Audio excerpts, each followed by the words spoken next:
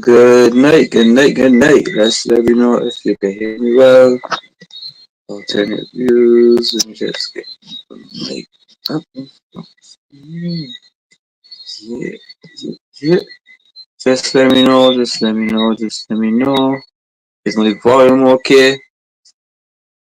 Um, Shirley viewers, Patreon supporters, good night to you all. Keep short. Um, Coming to you yet another Thursday. Tonight we have co-host on with us. You're gonna have someone new joining us tonight. But just let me know if you can hear me clearly. Oh, just give me 1 second. Let me fix the camera.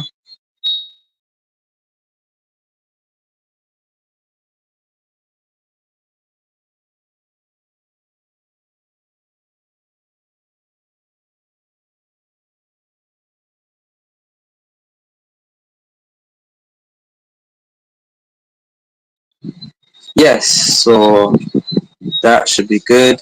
Um, Connect you all again once more. Just let me know if the volume is clear, and we'll be ready to rock and roll very soon. We're about 8 minutes past 7, and as you know, we're trying to stay disciplined with time, so just let me know if you can hear me clearly. My name is Kima Short. I want to welcome you all to yet another alternate views. Um, every Thursday you tune on with us.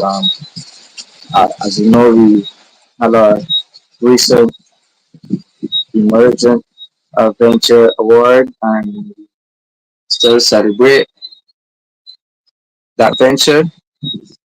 Uh, so for those persons who are new to the platform, so we got the Emergent Venture Award and we traveled to Ireland.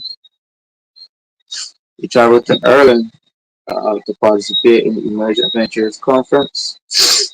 So we want to welcome you all. It seems that the volume is clear. So we have Jude Lawrence uh, saying the Nicky Martin looking forward to an interesting presentation. So thank you, Jude, for being the first commenter this evening. Very happy to have you. Bihoy is saying good evening, Kimar. So thank you very much for tuning in, Bihoy. Alternative views this evening. We are ready to roll. As was announced, we have a co-host this evening. His name is Ramon Goodman. So we're gonna get him in the show in a minute or so. But he's ready and ready to go. He's our first guest for a while. You know, we've been doing some other stuff, but thank you very much. Uh, we have a WhatsApp coming in. From the Paris, it's saying hello, blessed, wonderful night to my followers. Uh, so let us not waste time. Let us get Ramon in. Uh, he should be ready, so we're gonna bring him in right now. Um, yes, so we have his camera in. Can you see us, Ramon? Yes, I Can can you see you. hear? Yes, and I can Yeah, hear but you. you can't hear me. Yes, no, I can hear you. I can hear you. Yes, Yes. I can hear you. Yeah. So you have, if you have one on your camera, we can't see you. Um, we can see what looks Does it? like Let me see here. yeah. Okay, you can see me now. It just has the circle, like, Alright. so we're gonna try it once more. So we're gonna take you out and then bring you back in, No problem. That's all right. because I'm not seeing you on the camera. It's very strange. All right. Yeah. So in the meantime, let us give Ramon a chance to get his camera fixed. Uh, and let us continue to welcome patron viewers. Jeremiah Joseph, welcome to Alternate Views. Thank you. Marcia Good evening to you. Evening to Martin Buffett. Welcome, welcome, welcome.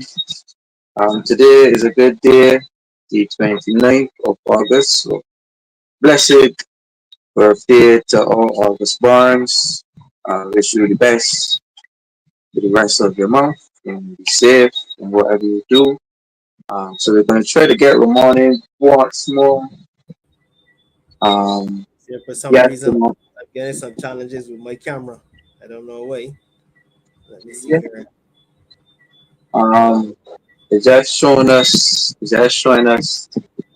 But you can hear me, right? This is really strange. Let me see here. Yeah, we can hear you. Oh,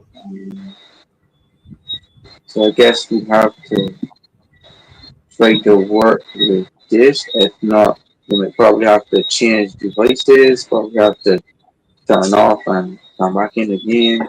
so what I'll do is turn off and come back in again. Yeah, Apologies. That's no problem. yes. Yes. So in the meantime, what he gets is uh, settings up and running. I want to thank you all for tuning in. Uh, I want to hear from you. What's on your mind?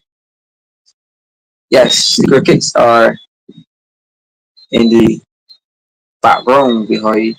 The crickets live around, and for some reason they're very loud. Um, in my neck of the woods. So that's something you have to appreciate. Yes. So, um, Lemuel Turner saying good night. Stephen Knight, Sir Alfred Benjamin saying good night to all of the viewers.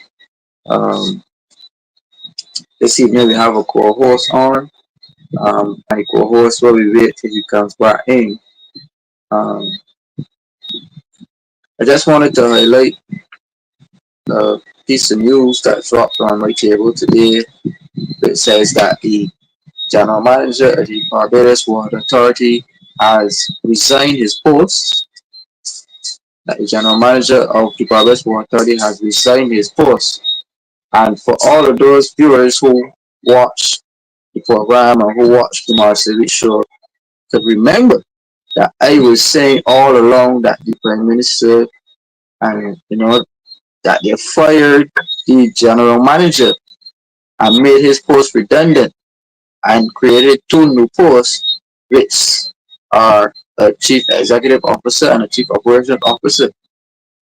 I spoke to that forcefully many a times on this platform, and here we have it: the general manager of the Barbados Water Authority resigned, and those videos are all over the internet. If you could just reference them, um, that is what alternate views is all about. Um, we did an entire chapter in the book. We did an entire chapter in the book. Well,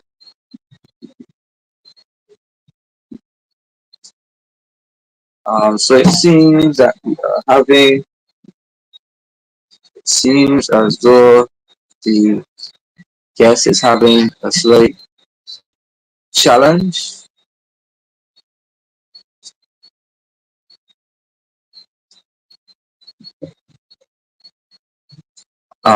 In terms of getting the camera on.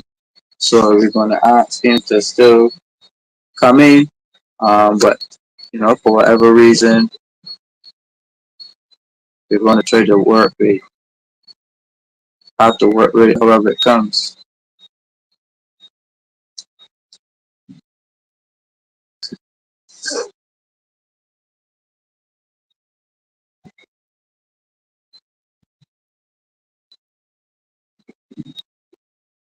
Yeah, so we did an entire chapter on the Barbados Water Authority, and we spoke to the eventual privatization of that Barbados Water Authority.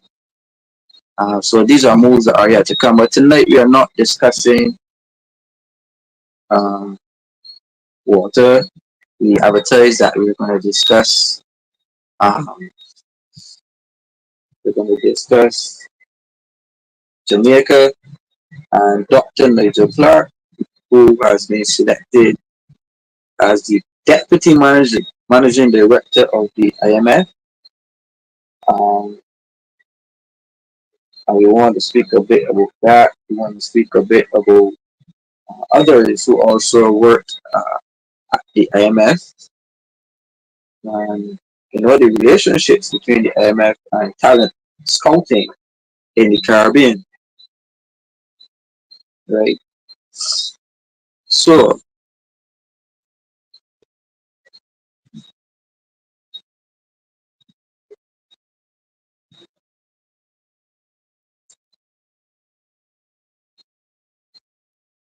right. So our guest is back. However, his camera is not functioning as should. So we're still gonna welcome him on anyway. So Ramon Goodman, welcome to Alternate Views. Say hello to viewers. Sorry they couldn't see you, but nevertheless, you still have to press on. Yes, my So humblest good night to apology. you. Good night to you and all the viewers. Unfortunately, I have some technical difficulties with my camera. Um, I hope that obviously this is the start of a fantastic relationship, and we can learn a lot from our sessions as we move forward. Yeah. So again, welcome to the platform. Tomorrow you have some early shout outs from Bihoy who say we care about the content. So if the camera is not a big deal, Marcia saying good night to you. So Alternate Views is a program of uh, substance. Alternate Views is a program that educates and intellects the average man on the street about highly technical topics. So, Yes. you know, the alternate viewers want to know what brings Lamar Goodman to the program.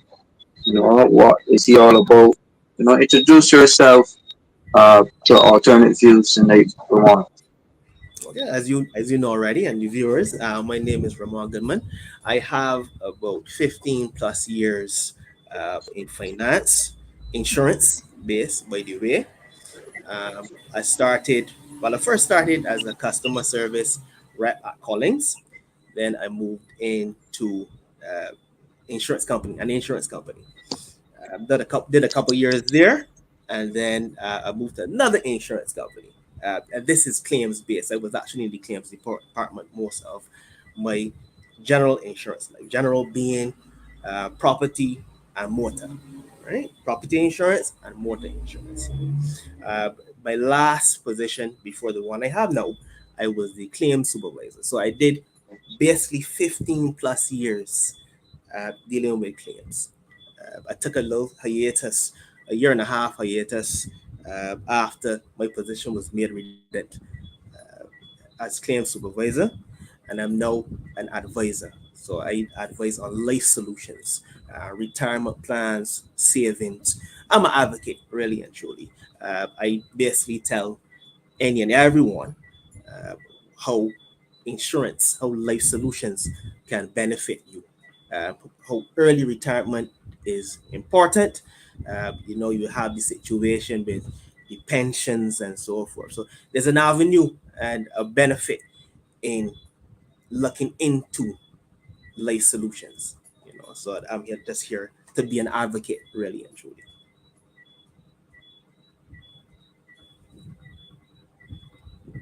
Yes. One of the things that I cherish and I love doing as well too, and that's building relationships and assisting people. That's my major focus, um, and obviously there's a lot of taboo around insurance, around financial tools, a lot of taboo, and I'm here to obviously calm the nerves and the suspicions of most of the viewers and the listeners here tonight. That is what my major role here is tonight. Insurance, insurance, insurance. Yeah. Well, we never really did a show on insurance. So far, Just from listening to you, you spoke about fears and relating fears. So, what are these fears that the general public would have against insurance or being involved in insurance in any way? Well, they usually mention that insurance companies are thieves. They always, for lack of better words, thief your money. But I think that the public, they would need to know that insurance companies, they are businesses, and as businesses are there to make profits, and also there are contracts, and they are governed by rules and regulations as well too, right? So sometimes the particular client or customer might not get exactly what they want from a situation, and a lot of the, well, some of the times as well too is because insurance company, one, business, they make a profit, and then two, they are governed. So they're limited by the policy and the policy wordings and so forth. Right? So um, that is the general consent. A lot of the times people say and advise that they don't trust insurance companies. Right? So there's some basic terms, some basic uh, policy documents and contracts that actually limit the insurance's ability to perform or give the client everything they want. Right? So I'm just here obviously to talk about those things. So, what in this day and age, right? Most people will say that they don't have the discretionary income. They don't have that extra income to really invest in insurance. So even with the problems with national insurance and the government, people will look at the options, but like they just don't have that extra to spare. So what message could you give to the alternate viewers? I know a couple of them probably on here, could relate to the description that I just gave. So what would you tell any of them really about not having that extra? Right. Well, I can strongly say this, right? For most benefits needed, the insurance companies can cater to any pocket. Right. There's some policies, especially life solution policies, from as low as $30. Right. From as low as $30. So insurance can be, well, the pricing can be catered to any pocket, depending obviously on the benefits that you want and your budget. Insurance can cater to those things. Speaking of life insurance, more so than anything else. Life insurance. That's yeah. So, Mm. um, from an overall perspective, right? Yes. Because we mainly focus on economics on the show, right? Okay. So, could you see insurance as a sector going forward for the future that could possibly help to save the Barbados economy in terms of gaining jobs, in terms of you know, being a social assistance to the myriad of problems that we have now, and keep again focusing on employment. Could you see it being a possible future savior? Yeah, of course. Now, insurance is a social transfer mechanism. So I'll give you an example now. Right. So you pay $100 monthly for your car. Right. $100 monthly. Unfortunately, you get into an accident. And the damage costs of the total cost of the damage is say about $30,000, both you and the other person's vehicle. $30,000. So you've just paid $100, $100. Now you do not have to look now, obviously, for that $30,000. The insurance company absorbs that amount, that risk, and you obviously would have just paid the $100. Right? So it keeps money in your pocket. And you again, you would have only paid $100 in premium. And the insurance company now would have had to pay over $30,000. Uh, Over $30,000 for the damages.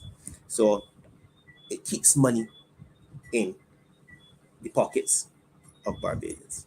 I can't keep money in the pockets of Barbados. Oh. Well, I could give you another example as well too. I can give yeah, you go another ahead, go ahead. Yeah. right on the life side, on the life side as well. Right now, there is something called an endowment policy. Right, and I want all the Gen Zs, all the millennials to listen carefully. Right now, the endowment policy. I call this the retirement gateway policy. Right, where the 20-year-olds are concerned, you're now going into work for just estimated $22.19 weekly. $22.19 weekly. Right? When you reach the age of 60, you will be given $100,000 tax free. And you would have only paid from the age of 20 to 60 $42,000. Right? So I want that just sink in and digest. So now the age of retirement now, as it goes, the trajectory is going. By the time you're 20-year-old in these times, you get to be 60. Well, we don't know, one, if there's going to be any money in the kitty, and two, well, obviously, if a lot of times people might not live to that age, but if they do live to that age, there will be little money in the kitty, little to no money in the kitty. So you pay for $22.19 weekly at the age of 60. And I call the age of 60 early retirement. I don't know if the rest of your viewers would agree with me, but in these times, the age of 60, um, early retirement age, right? So Yeah, when it comes, you have a person agreeing with you on life. Joseph Cadogan is saying Kimar, he is so correct. I learned that from Canada. yeah, So my question, right? My question to you, yes, more, and I want you to say to the viewers that you are a young person, you know, um, you're spreading the knowledge to help. yeah, This thing about this endowment fund sounds very interesting because yes, yes, um, just look at the social side of Barbados. If you look at national insurance, mhm, um, if you don't work, um, people used to get non-contributory pension, yeah, right? Or if you were an entrepreneur or so, and you weren't not having a job, mhm, you didn't have a job per se, but you were an entrepreneur. You're not necessarily paying to yeah, when you get still non-contributory pension. That has been phased out under the IMF program, yeah, right? Um, the way it is looking now, it seems with the pension is going up, as you said, it seems that being able to get a lifeline or some type of funds when you get into retirement is now a necessity that you have to plan it from early, yes, that's right? correct. And you were saying that for 20, you said $22 $22? at average of $22.19 for a 20-year old.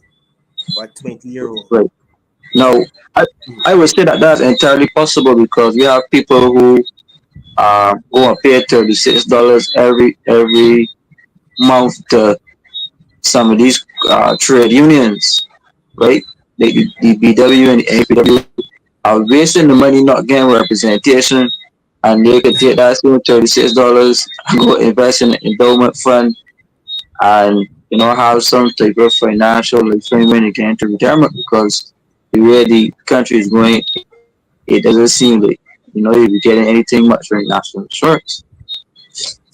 Kima, I want to just let the viewers know, right, and the listeners as well too. Because they might not be able to see me, but I think that it is a endowment is a hidden a hidden treasure, right? A hidden treasure. Um, I think that I challenge anyone to well educate me as to a better financial instrument that would give you the benefits that this endowment would give you, and at the interest rate, etc., etc. Right? I want the viewers also that if they're curious about it, call the local advisors now. Call the local advisors. because when I actually saw what it can do, etc., it blew me away to the point where I slapped myself. I said, "But you gotta be a foolish boy. You should have started this thing from a younger age, right?" I mean, there are benefits for obviously someone who was a little bit more experienced in age, but the younger, the more reasonable, and the more it makes sense, right? You have someone challenging your opinion, saying that Mhm. uh, you have someone agreeing. Yes, you say it is interesting, but it is not totally realistic. The market returns are not that high, and saying they will not get a rate at over 50%. It is not arguing a rate against the point. So you have a response for that. Oh, nice. As I said, I advise anyone to challenge me on it. But from my experience, if obviously from my experience, right? From my experience, I don't see any other financial tool that would give you those returns. And these times, in these times of the as well, it is very difficult to save $100,000 between 20 and 60. It's very, very difficult. And again, you can have $150,000 as the limit. You can have $200,000, right? And it goes up. Obviously, the more it goes up, the more expensive it becomes. But from $42,000 from the age of 20 to 60 years old, and you're getting $100,000 tax free, well, I see that as a steal of a deal, really and truly.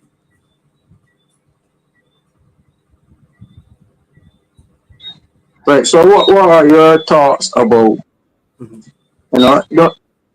don't answer this question if you feel like you know is a little too much, but you have to ask. Okay. What are your thoughts, if you have any, about taxes on retirement plans? Taxes on retirement plans. I really think that it should be taxed, to be honest with you. I You think think that it shouldn't be taxed. No, because I think you've gone through 100,000 taxes for the time you're working.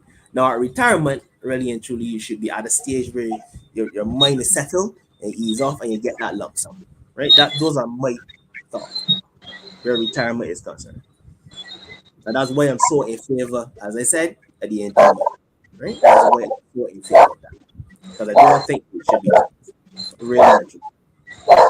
And that's my opinion. That's my view. mm, all right. So who on here has an opinion about taxes on retirement plans? Um, I had in my time some persons complaining to me about their retirement plans being taxed. Even had some public officers, police, were complaining in terms of retirement plans and so. But how widespread, how popular really are private retirement plans in Barbados?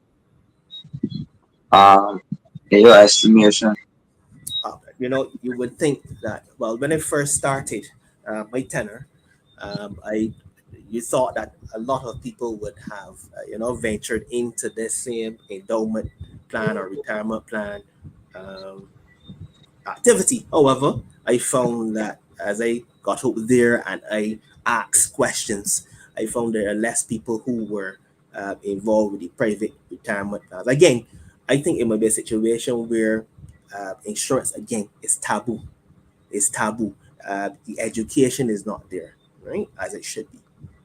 Really and truly. Because me myself, I was ignorant, extremely ignorant, right? And I had a policy, and I'll give you a little background as well. I had a policy when I was younger, and I did not understand the benefits. At that time, I was paying $52.19 monthly, and I believe that it would have endowed probably by now, and I would have been on some beach or something like that along those lines. If I had kept that policy, but I didn't see the benefits of it, and I allowed it to lapse and all types of funny things. So I think I think the word needs to get out some more, right? I think the word needs to get out some more, really and truly. Right? I was surprised, as I said, the amount of people who they don't have the private retirement plans, which is the endowment. I was surprised, but from my estimate, I believe a lot of people still are ignorant to the knowledge of these particular plans, in my estimate. So, Right? so I know it is not. Or how could you make it more popular though? How could you say people are ignorant of it? But I'm sure that if there was a structured way that this information was delivered to people, that you know there are many people that would consider it. Like I said, if I was in a trade union right now, I would be pulling my money out and either joining Castle Franklin's trade union, Mm-hmm. Unity Workers Union, or I would just put the $22 in the endowment plan and keep the change. Yeah. Um, Like, platforms like this, Jamar, platforms like this, where there's a broad base of listeners, that is important, right? That is important. And then again, advisors, call your advisors, the people you can call, word of mouth, very important, right? And just have a conversation. If you're curious about it, have a conversation. That's all you need to do. Have a conversation. And platforms like this, that is how you can get out. Because obviously, certain figures and so forth would have to be explained to you. So it needs to be deep conversation. So it has to be a personal thing. So the first thing is to have a platform like this, so that I can be as general as possible. But at the end of the day, I'm advocating that the person call their local advisor and call them now. That is my take on it. all right, well, it sounds very interesting. Um, but I have a couple of comments here in the chat that I will read out. You can see if you want to respond to any of them. Yeah, sure, no problem. Um, the how he responded and say yes, he will challenge you or she will challenge you. I invest heavily and the return does not come that high or fast. He has somebody saying good night, Fabian Yard. We always say his my experience. I have not seen that return. Carson Kadakman said my wife had an endowment policy. We always say term plans get taxed heavily because they're often pre-tax.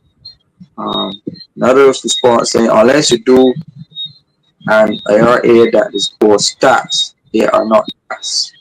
That's a little bit out of my realm though, so I just reading. So it says my option is no retirement plan should be taxed at all. These governments waste taxpayers' funds too much. Somebody asked what about land tax. Um, Somebody Queen McQueen is saying good night. And somebody say if you have money in your bank and your interest rate is under 5%, move your money. Investing requires consistency. Now, let me ask you this. Um, I Go ahead. studied I studied banking and finance at Cave Hill, right? And I did a course called risk management, Yeah. right? I also did a course. Um, I can't remember what it's called no, but it taught me a bit about this thing called risk, right? So as opposed to me investing my money in some Bitcoin or investing my money in somebody said it earlier on the like NFT or the stock market or something with a guarantee um, a high level of return. Why not do that as opposed to do insurance plan? Well, as I said, to my knowledge, it is not tax, right? It's not tax. And what I can say, as I said, it is extremely difficult to save that amount of money for that space of time, right? And I would repeat that. I would repeat that. Right? In terms of the NFTs and so on, I really don't know what the returns are, where the NFTs are concerned. And I'm glad the audience obviously would have challenged me regarding the other financial measures and financial tools and everything, right? But I bet on insurance. I bet on life solutions. That's free, and at the end of the day, um, your money is safe where insurance is concerned. That is what I buy on. Right? But again, I don't have too much knowledge on the NFTs and stuff like that. I do not. I do not. To So, be honest. so I want to ask you a question. Mhm. Is insurance money insured? Like if I put my money into insurance company and the insurance company crash, um, am I getting back my money? Or what happens there? Right. So insurance companies also have insurance companies which are called reinsurers. Right? So Reinsurance. reinsurers, yes, yes, yes, yes. Reinsurers, right? So the insurance company would obviously pay a premium to those reinsurers, so that in the eventuality uh, that a situation occurs, that the insurance company can bear the brunt of that financial loss. Mm. Well, you have Lemaitre saying here that people might be wary of insurance companies given the click-away experience. Somebody obviously it depends on the strength of the insurance company, and that's maybe why some people would have some reservations where the insurance companies are concerned. However, there are some insurance companies that are extremely strong. Their reinsurers and reinsurance levels are extremely high, right? And there are guards guarding the guards. There are restrictive measures. There are measures in place to deal with obviously defaults to deal with those type of situations, right? Strong measures in place. So the ClickUp experience that was unfortunate. However, there are some insurance companies, as I said, the guard is guarding the guard. All right, all right. Well, Mr. Insurance just sold me.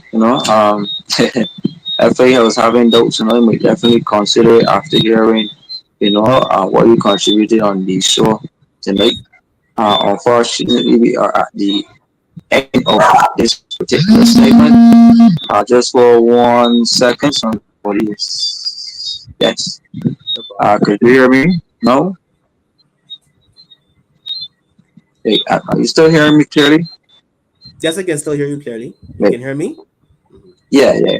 Right. As I was saying, we are at the end of this particular segment. So what I wanted to invite you to do is to give a wrap up, a brief synopsis of, the discussion earlier, what your thoughts about it.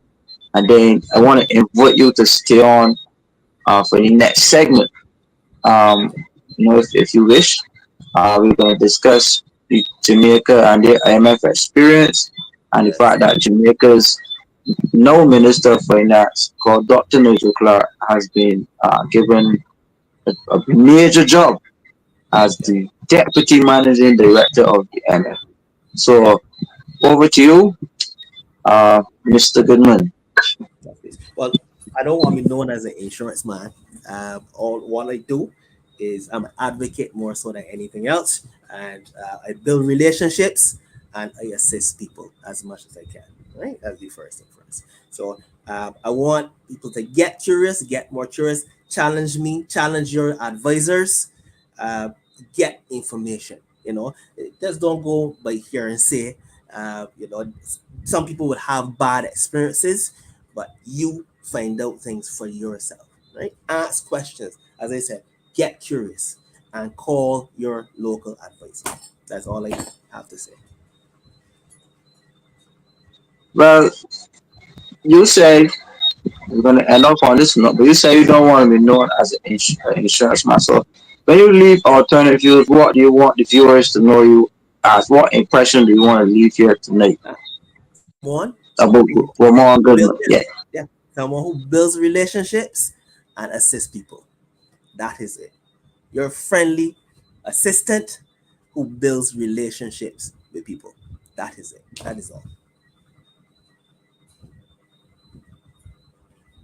Yes.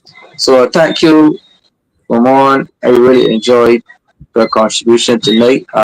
You have some person here give you some congratulations, Thank you. saying thanks to the presenter. He is pretty cool. I hope you think more of other investment. Um, Okay. so you definitely have to be on a bit more regular because we're going to get into the investment segment. A part of my private operation at Stewart and Perkins, focus on investment and how we could increase foreign direct investment into Barbados. And what if insurance is one of those areas, me and Ramon will definitely link up. I have some deep conversations on how his advice and how his solutions can contribute to the overall Barbados economy and society. Um, as you know, the national insurance of Barbados is under, some level of scrutiny about its ability to produce for the population in the future. And if persons have to start, if persons have to start thinking about what the future is going to look like, and private insurance is being considered, alternate views and Ramon Goodman has started the ball rolling tonight. So thank you, my brother. We appreciate it, and we Sorry, just definitely. one more thing, Kimar. Sorry, and I'm open. Where investments, otherwise is concerned. To be honest with you, I need more knowledge where that is concerned. Right, you hear about these things, but I am open to these things for sure. So we gotta have some conversations, right? And I enjoy the challenge tonight as well too. Yeah, Yes, thank you. So yeah, viewers, Ramon, you heard it from him. yes. Uh, we weren't able to get his camera up, but we got his photo up nevertheless. So we are moving. We are moving. We are bringing new ideas. We're having new conversation. And that is why we're considered to be an emergent venture, social and economic transformation, and we're going to make Barbados the place to be for young people. Building a future that is multi generational. Because you spoke about retirement plans, Correct. so Correct. care for the elderly, care for the middle aged, care for everybody, and that's what we're all about.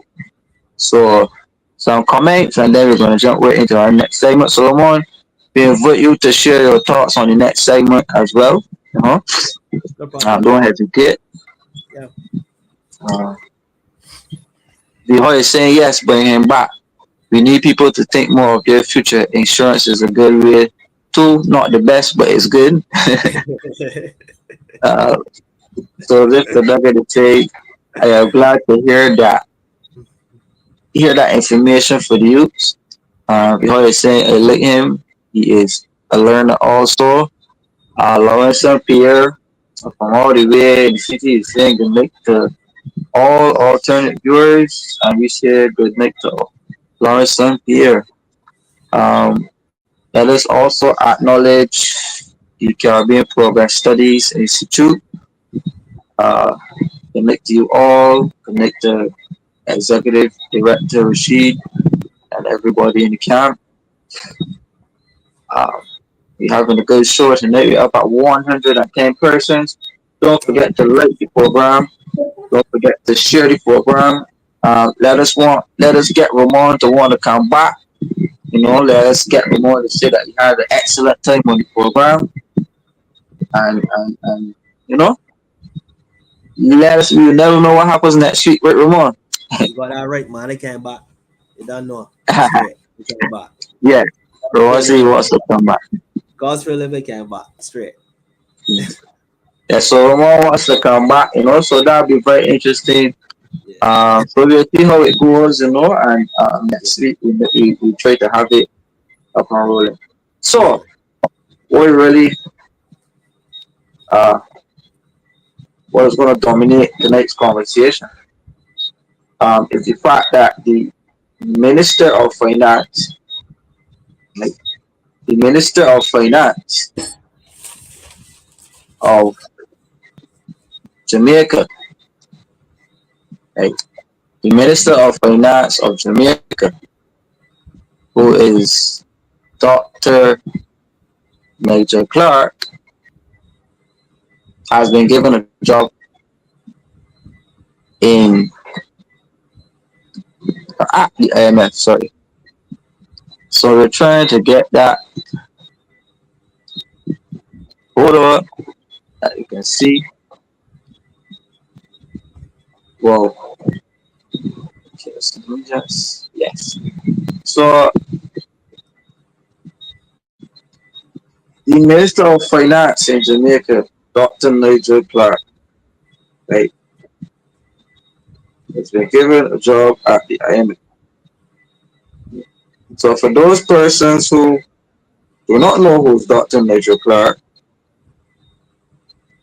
I will go ahead and bring him up on the screen so you can see who I am speaking about. So this right here is Dr. Nigel Clarke, and this gentleman, being the Minister of Finance of Jamaica, has been given the role of Deputy Managing Director, which means he's at the top of the playing field. Right? This is the Deputy Managing Director, just under the Managing Director. So we want to first, congratulate him for reaching such a high height, and that nobody from the Caribbean has ever reached that standard of being that high in the IMF. So we want to first, come on, congratulate him. First, we want to congratulate him. You know, however, we still need to ask questions and see the alternate view, Ramon, of these type of appointments and what do they mean for Caribbean countries. Like, um, we hear a lot of talk in Barbados about our leader probably going on to the United Nations, for the Secretary General post. Um, we've had uh, persons in Barbados taking up jobs with the fund. We had the governor of the Central Bank of Barbados. He too being a worker at the IMF and then coming back to the region. So let us ask the question: what does it mean? Well,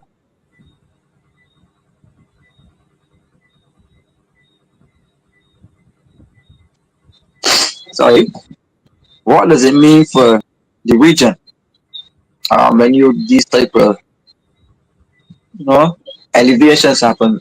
So Ramon, since you're here, I want to ask your opinion on what do you think you know this can mean for Jamaica. What do you think that an elevation like this, being the deputy manager and director of the IMF, this is the whole IMF, the big institution, and this guy is going right on to be the deputy.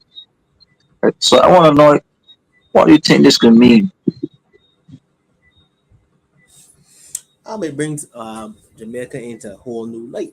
To be honest with you, a whole new light. It shows that it's star power in Jamaica. I think the managing director. I think she was. I was trying to actually pronounce her name. Her name is Chris. I believe um, Christina. It's a really Yeah, strange. Yeah, Crystalina yeah, John. Yeah, yeah, yeah. a really strange name, right? Cristalina, right? She mentioned the fact that he would have had obviously connectivity with the IMF already, and it was so fitting. He would have had to deal with the whole climate change and how it affects obviously the region and so forth. So he has an experience where that is concerned, right? So I believe that she saw it as being fitting.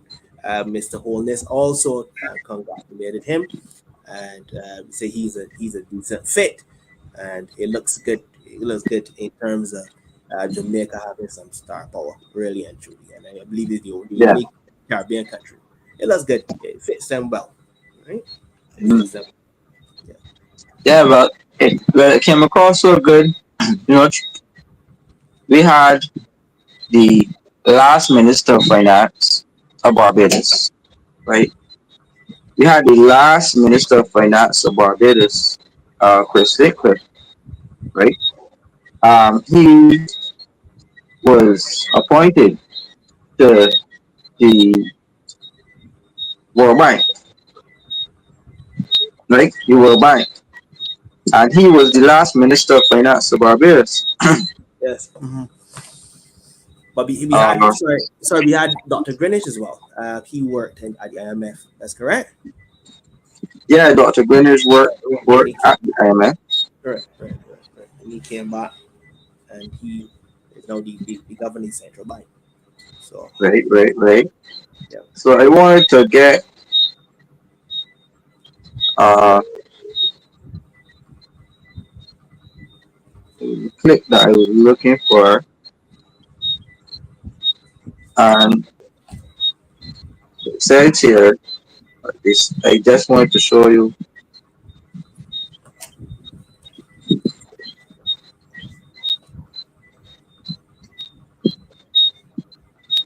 Um, just give me one second, trying to get the screen up. no problem. So the pictures make it more telling. Yeah.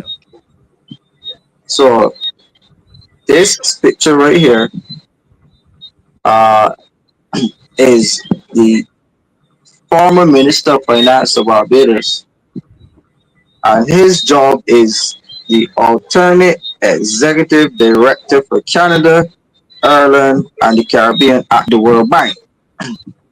And he was delivering a lecture at the University of the West Indies.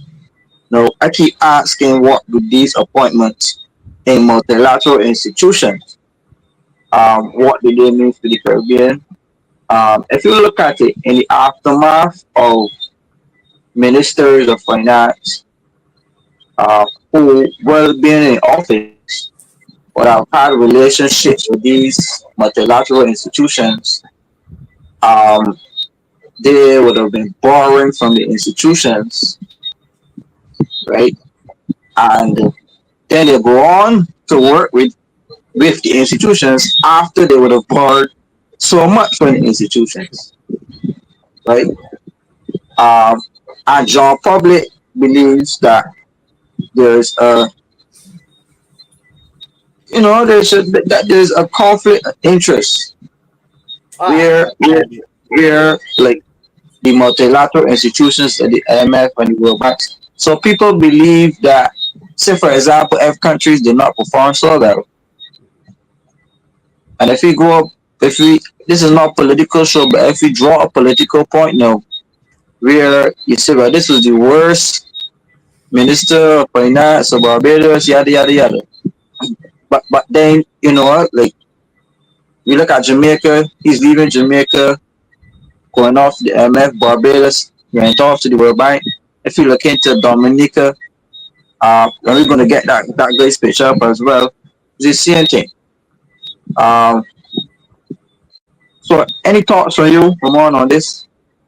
well, one of the questions I must ask, right, is if this trend continues, would we have a brain drain?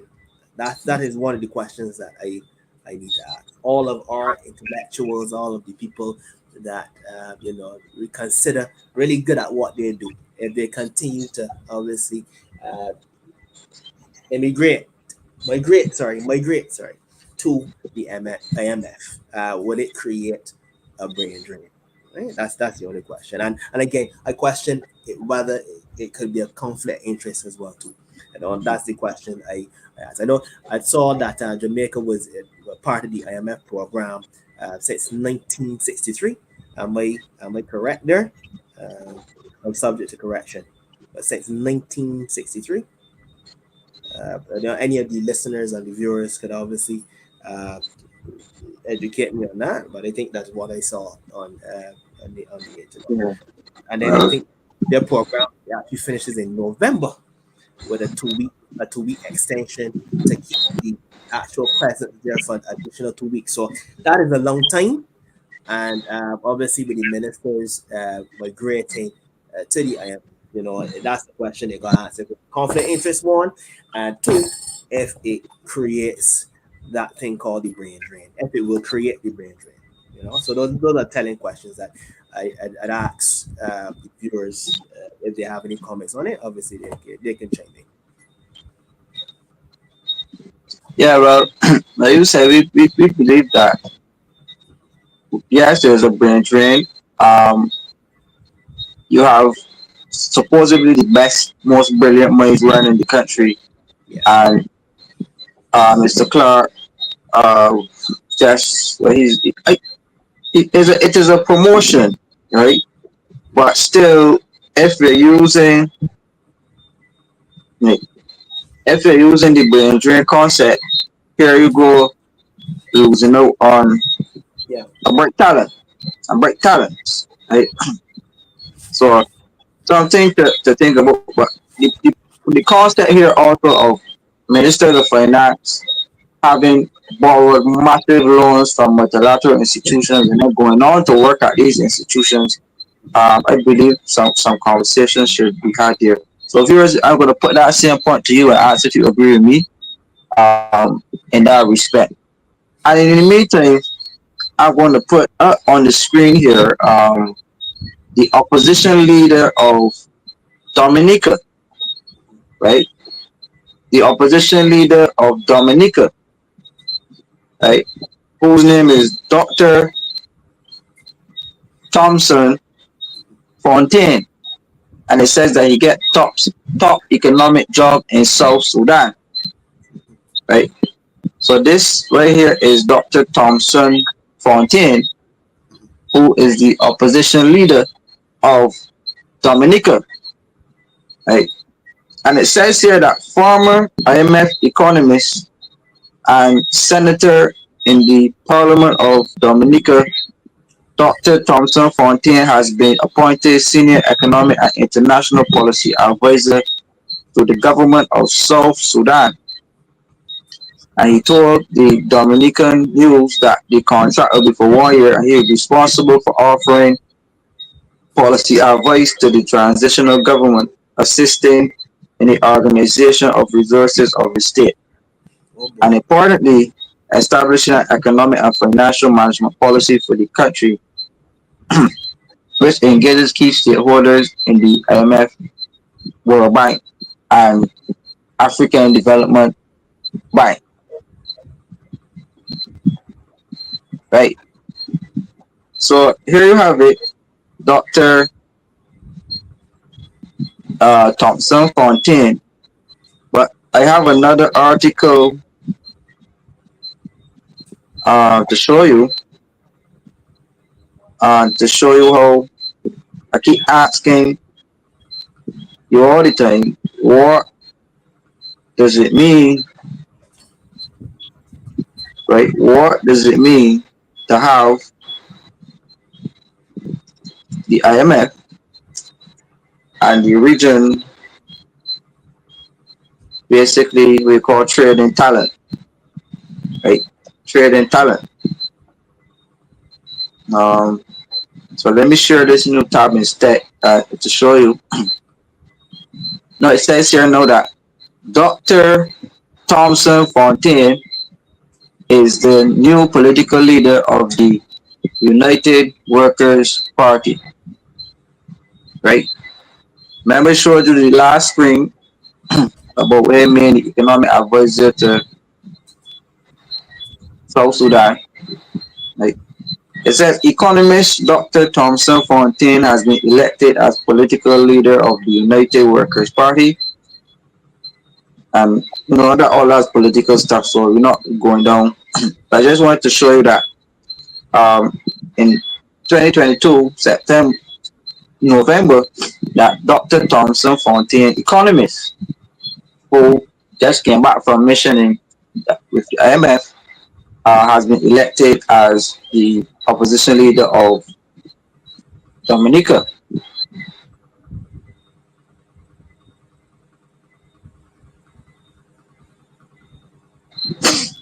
right?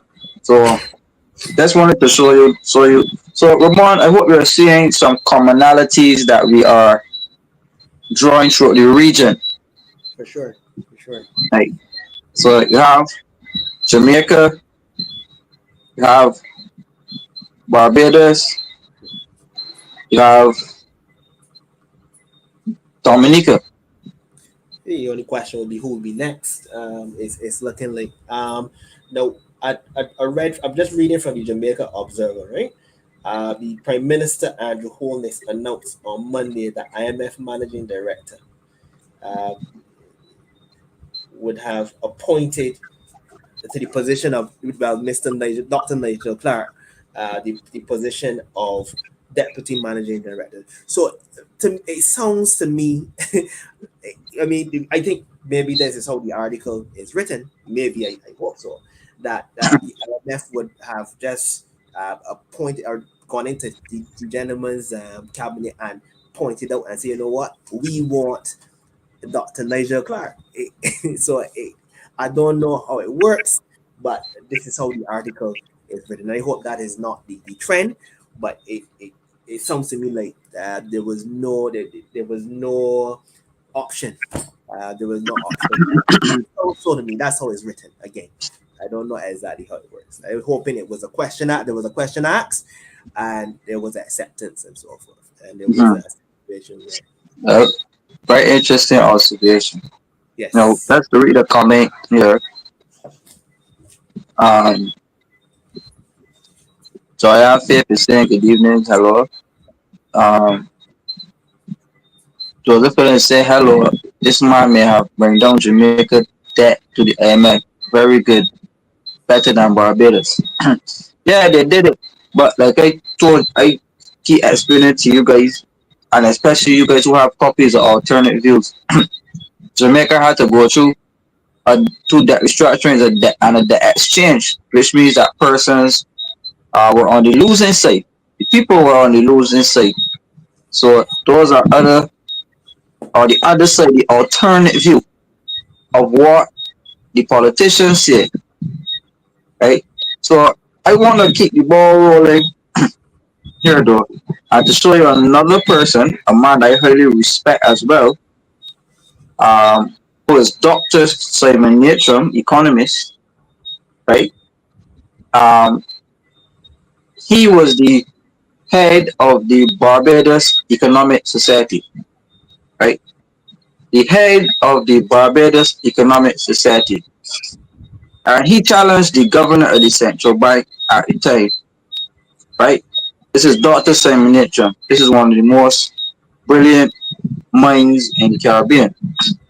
And he was the head of the Barbados Economic Society. So I don't know if alternate viewers remember when the Barbados Economic Society, which is an independent organization for economists and the like, other financial persons, that organization used to be very vibrant, always in the newspaper, always providing economic analysis to the country. And in 2020, Dr. Simon Nitram described the central bank's growth prediction for the economy as a bit optimistic. Right? And President of the Barbados Economic Society, Simon Nitram, today questioned what avenues are being created to ensure a more sustainable long-term growth. I told Barbados today that given the low levels of public sector investment, the high dependency on one main sector, the country had a lot of catching up to do. Simon Nitram said that real GDP per capita in 2019 remained 9% below 2008 levels. And make no mistake, Barbados has lost a lot of ground to make up. Nitram was reviewing the central bank's outlook in which Governor Clarke predicted that the Barbados economy will grow by between 1.25% and 1.75% for 2020. And he added that should projects get off the ground by this year, which were to be sustained, that he could boost growth forecast further. Now, here you have it. Simon Nitram said that the central bank's prediction for the economic growth appears to be a bit optimistic. Right? So here is Simon Nature telling the government of Barbados that growth of 1.75% is too much. Right? Growth of 1% is too much. And this was before COVID, you know. This was before the impacts of COVID, and we could not achieve 1.5% of growth. But if you listen to the recent conversation, I don't know if you follow the conversation that deeply about the economic growth prospects of Barbados and saying that the economy grew by 4.5% and this 100%. And when before COVID, we could were struggling to get 1%. Do you feel, as a person living and eating and breathing in Barbados, do you feel that 4.5% growth? I don't feel it. And I've obviously listened to people on the ground. It must be at a macro level and not micro, to be honest with you, because I don't feel it as a common man on the ground. But you always have to look at, who's communicating the figures and so forth. And I'll just leave it at that. Right? Yeah, Well, yeah. here you have it, Dr. Simon Mitchell openly challenging the the governor of Central Bank, where he was the head of the Barbados Economic Society. Now, there has not been an AGM at the Barbados Economic Society since that time. For whatever reasons, the Economic Society of Barbados has gone completely dead to the fact that you hear nothing from it. You do not know if it operates, anything like that, right? No, my thing is, let me show you what could be. Can you see my screen, Ramon? Oh boy. Yes, yes, I can, Kimar. Yeah, yes, I can. Like, Very, Dr. very clear. Nathan, Very clear, Kimar. yeah, yeah. So Dr. Nathan is no economist Oh boy. at the IMF, right? So you see, IMF is heavily recruiting the best talent from the Caribbean, the best economists, right? And Dr. Nathan, as you can see this press release here, it says the future of the Caribbean, a conversation with IMF Managing Director and University of the West Indies students. Crystalina. Yes, in And, Jamaica. and, and IMF Managing Director Christelina Georgieva will participate in a one-on-one conversation with Dr. Simon Natron, lecturer in economics at the University of the West Indies, Cape Town, and president of the Barbados Economic Society on 16th June 2022. Right? Um, yeah. So what? And I congratulate all of these persons, by the way, but we just trying to highlight the ins and outs and the alternate views of Caribbean economics and the impact that uh, Caribbean economics, how it is played in the modern day. Come on, so I hope that you are keeping up with us. I hope that you're learning something. For sure. I hope that after the program that you would have sparked something new. So, what are your thoughts on the program so far? I'm loving it, to be honest with you. I'm extremely glad to be here. I'm going to be very frank with you. I learned a lot. This is your strong field, not really my strong field, but I am here. I'm an open brain, ready to learn all the time, bro. And I love any comments from the viewers, and so far I'm loving it, and just enjoying my time here.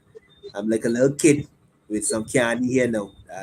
Really, really having a good time. To be honest, it's different, and it's alright to have.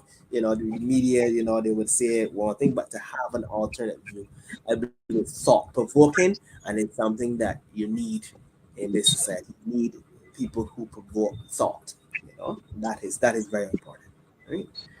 So I'm enjoying it, Kumar. Yeah. Thoroughly. Yeah. All right. Thank you for the endorsement, brother. We are glad that you're on. Alternative views always appreciate it. When we hear from youth, persons on here love the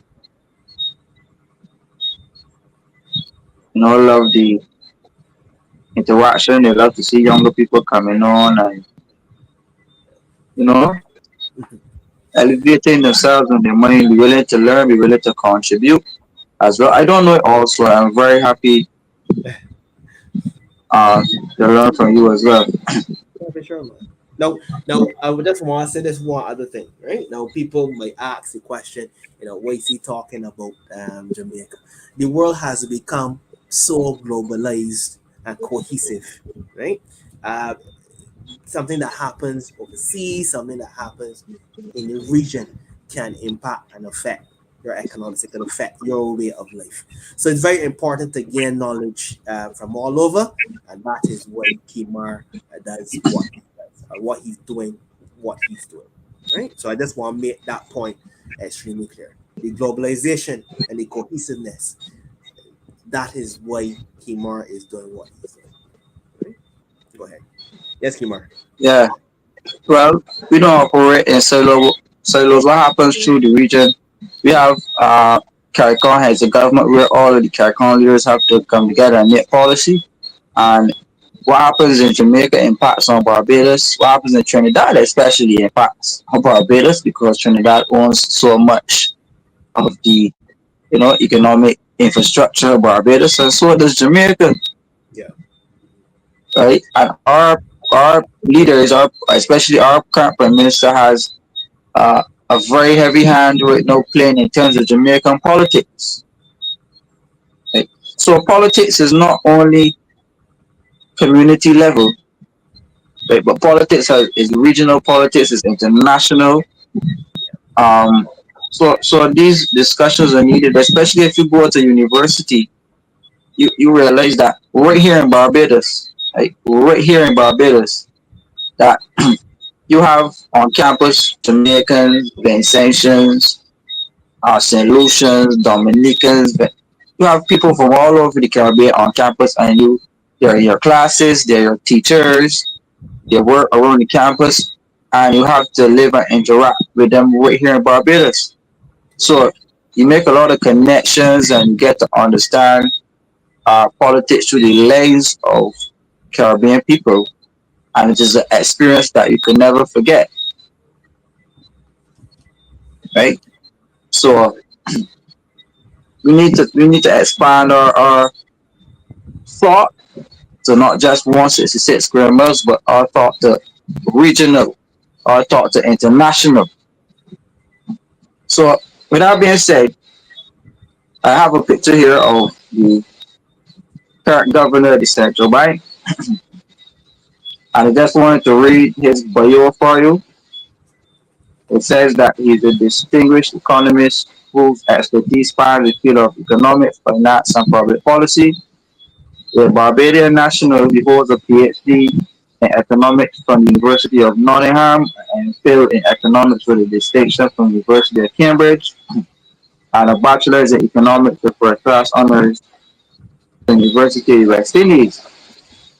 Uh, Skip through that part there, but it says that prior to this, he was senior economic advisor to the Prime Minister of Barbados and Government of Barbados between August 18th and December 2022, and he played a pivotal role in designing and advising on the Barbados Economic and Recovery Transformation Program, successfully negotiating with international institutions including the IMF and leading the government's economic team in critical discussions. Right? So I hope that the alternate viewers are seeing the trend, right? They are seeing the trend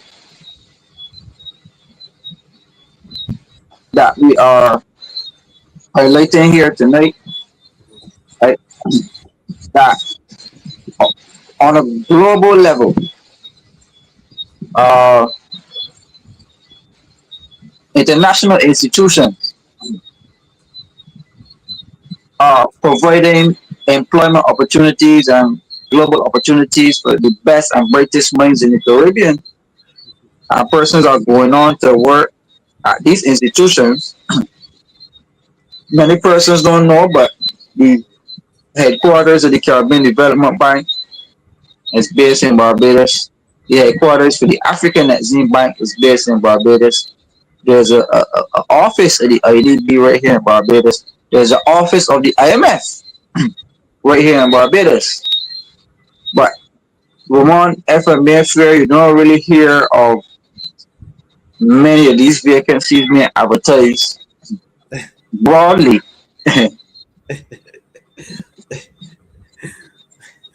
But you heard the comment. You heard the comment from Andrew Holness. It was a situation where he said that Kristalina. That's her name. I hope I call her name correctly.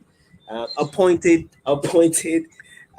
Dr. Nigel Best. The way how it sounds, it's more of a, you know, I come in for you. Come here. Come here. It sounds again. It sounds so to me. I get it, but how the article is written. But I only think there's 100. What I'm reading here, there's 190 countries, 190 countries that are in bed with the IMS. I might be wrong, but you could imagine if 190 of those finance ministers go over to the IMS, who is going to have an unbiased opinion where the IMS is concerned, or how are we going to have an unbiased opinion about any measures put in place at the IMF? That's the question I'm asking you and the viewers as well too. Well, this is the thing. I am not necessarily opposed to. I'm not necessarily opposed to average Barbadians, especially economists, having international experience and working at these institutions. I think that our people need to be exposed to the way how these institutions operate, given the fact that our countries are very deep in debt to to these countries, to these institutions. So might as well our people get there, because if our people are not in the room when these discussions are being had, we're going to come on, you know, the total bad end. So the question So, about answer, right, Kimara, sorry. So if you're employed by the IMF, right? Who do you answer to? That's the question. Not I want to do the exposure, right?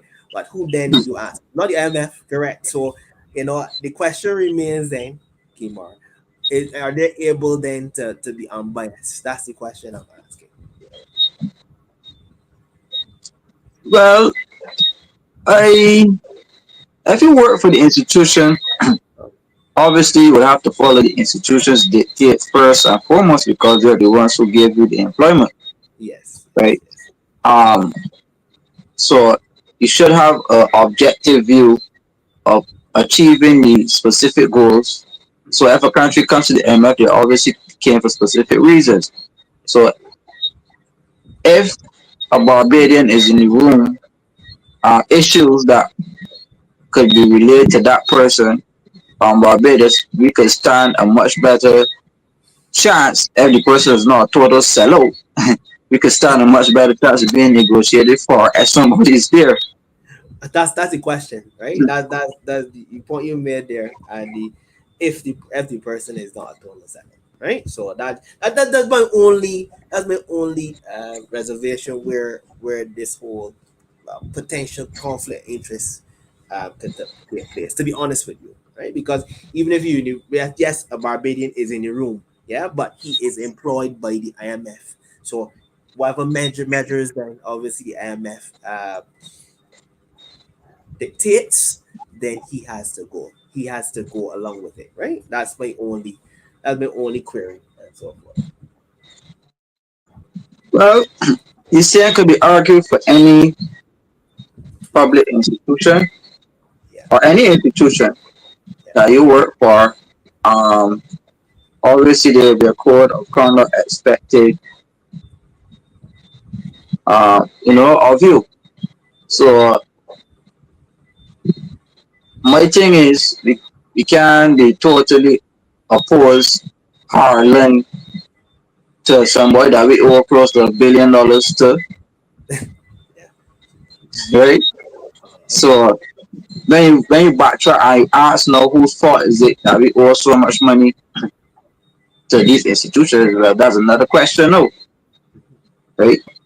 So my thing is, it has to be about collaboration now and working with the fund to ensure that Barbados comes out better on the other side because um, government is usually a continuum, right? And if you backtrack a bit to Jamaica now, um, Jamaica's 2010 IMF program stemmed across two administrations. Right? So the PNP administration at the time, we're gonna get some pictures up to show that, but I got something to show that first. But the PNP administration at the time, I think they started the IMF program, and then when the government changed to the GLP, then they continued what was started. Right?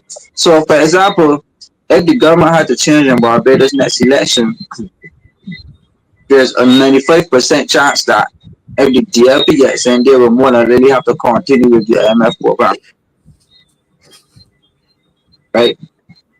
If a third party, fourth party, 10th party get in, based off the commitments and how far down the rabbit hole we are more than likely gonna have to see through the IMF program. If not, it will come with some economic repercussions. We still don't have access to international credit markets because of the debt default. Um, there are not any persons out there or institutions willing to lend us money outside the IMF. And if you put out the IMF program, then the World Bank, the IDB, and all those other institutions will not have the confidence in the economy. They will say they don't have the confidence in the economy, and they will put back funding, and then the credit ratings can get downgraded even further. Political instability will increase, and these are things that will be said about your country. So, Ramon, the conversations need to be had now, letting all of Barbados and the region, all persons listening across the Caribbean, persons from Ireland and Europe who are listening, to know that more than likely our hands are going to be tied for quite some time in terms of getting through the IMF program. So, any thoughts from you? Um, well, as you said, the government is a continuum. Unless you become extremely radical and pull out, and I don't think that is an option, right? So you would be in bed with the IMF for some time, um, and that's the thing. That's the thing about it, right? That's the thing. As you said, you borrow a lot of money, and so these guys now, after borrowing a lot of money, they go and get the job. And again, that's one of the queries and the questions they have, right? And my little suspicions about the guys going and get the job. As I said, I'm happy for them, and so forth. But again, it being a continuum, that can be a scary sight and a scary story as well too. Kimar, I'll be honest with you. I'll be Yeah. real. Well, And there must be some way out. But you'll be considered radical, and as I said, the downgrades will start, etc., etc., etc. Right, and it will yeah, put you at a disadvantage, right? They'll put you at yeah. a Well, Jesus was a radical, so um, Javier Milei, the Argentinian president, he proposed radical economic policies to Argentinians' problems of the day, and he was elected with a landslide. Mhm. So, when you say radical, you got to watch it a bit there because radical sells nowadays. But there must be some way, there must be some way. Yeah, Okay. because I mean, as I said, from what I saw, 1963, that's a long time. That's a really, really long time, and I believe that to be restrained, because there's some restraint when you're underneath a IMF program. I am assuming. Am I correct, Kimar? Yeah, yeah, yeah, yeah. Right?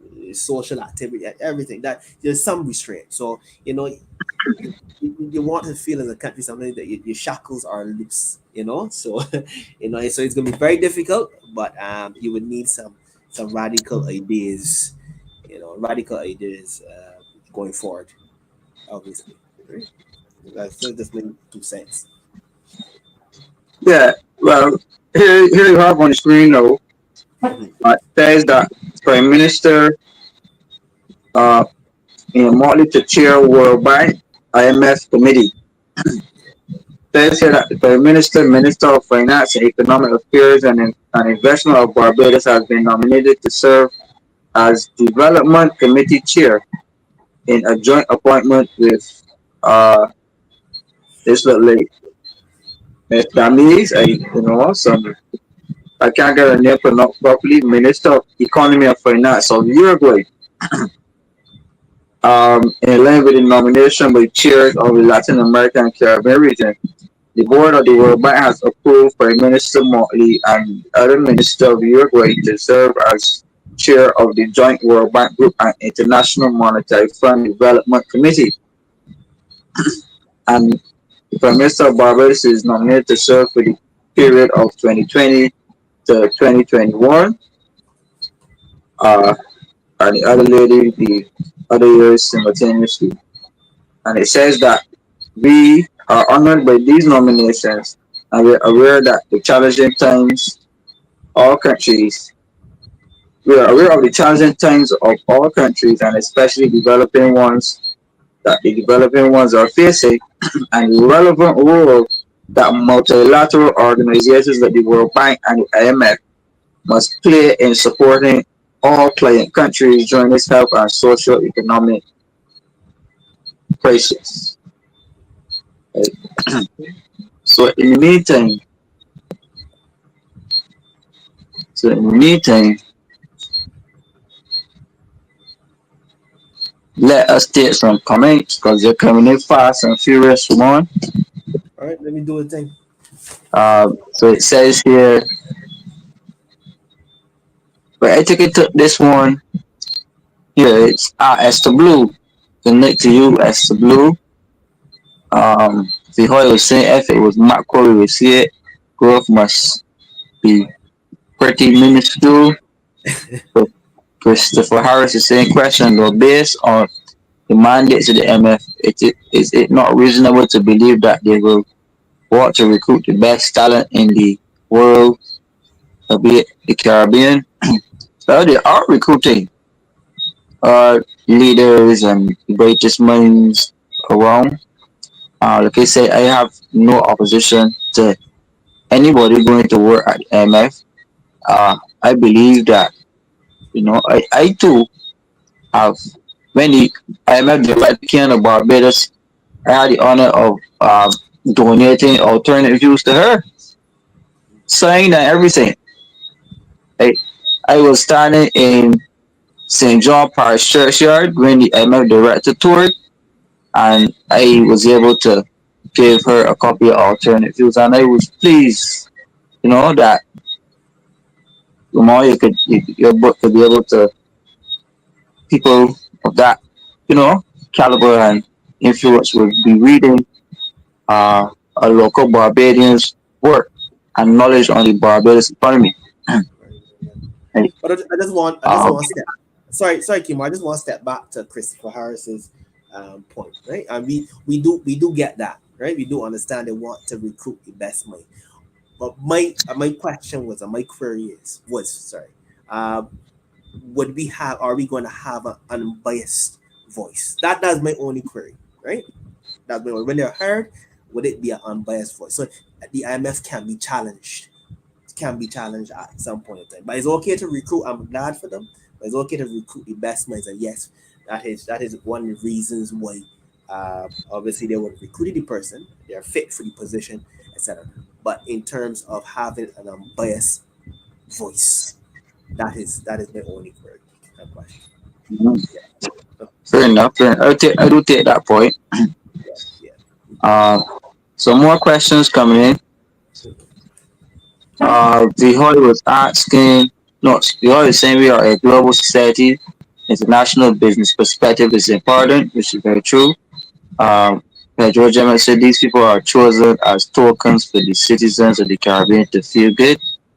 Um, the Hoy is asking, what is our portfolio outside of Barbados? Now, Roy, this is a very good question. Barbados has very limited assets outside. I know of Goddard Enterprises having outside businesses in Ecuador. Like Goddard's group is expand. We have Preconco through the Caribbean, and I know businessman Mark Maloney has some investments through the Caribbean. We saw Anderson Cherry doing work on the Dominican Riviera. Um, and but there are not many Barbadian entrepreneurs. We're more in the same way how Trinidadian entrepreneurs came in and bought up Barbados shipping and trading and bought up many Barbadian businesses. And Trinidad, we have Trinidadian banks, and you know we are not seeing that from our local entrepreneurs who could go and invest in other countries if they find that the Barbados market is no longer as profitable. But we don't see that. But we see people coming in to Barbados when we could just look at Trinidad and learn a lot from what Trinidad did. I have new economic ideas. Do you have any thoughts about that? Well, one can tell you this gentleman that just made that comment, right? Just I actually had a light bulb like top of my head because I was wondering to myself, so many people come in to Barbados, they invest, they build empires, but I'm thinking of a brand, a Barbadian brand that has gone outside. Furthermore, a lot of Barbadian brands are bought by overseas people. Some of them are family businesses and they're bought. So that was a very, very, very well, a very good question and thought provoking question from VHO Yeah. there because Well, we that just allowed that had. made Sorry, go ahead. Go ahead. Go ahead. no, I was just saying it made me think, it made me really put some thought into it because that was a very, very good question to be honest with you. Yes. Well, to add to your point, we have the stronger currency. Barbados has a superior currency to the $30 to the. To, but what you have are large conglomerate businesses in Barbados, right? Not locally owned, nor nationally owned. But what they do is to use the Barbados dollar to go into the international markets and buy goods and services for bring them to Barbados. But not to bring them, but order them using Barbados currency and disseminate them all through the Caribbean because Barbados has a superior dollar. And it wouldn't make sense to use their dollars to buy in the national market. It's better to use it 2 to 1. And a lot of Barbados' foreign exchange goes to supporting other economies, right? Strategically, business strategy, that is how it happens. Now, what I'm saying is we can use Barbadian dollars for ourselves as opposed to allowing people to use it for us and go out there and create businesses in other countries. I said Goddard Enterprises has done it. Goddard Enterprises has Goddard Catering or a Goddard operation in Ecuador. And Goddard is a Barbadian brand, right? So we have a lot of Jamaican brands coming in. We had Chaka Tours taking up Horson's Cave. We had Sandals coming in, Jamaican brand.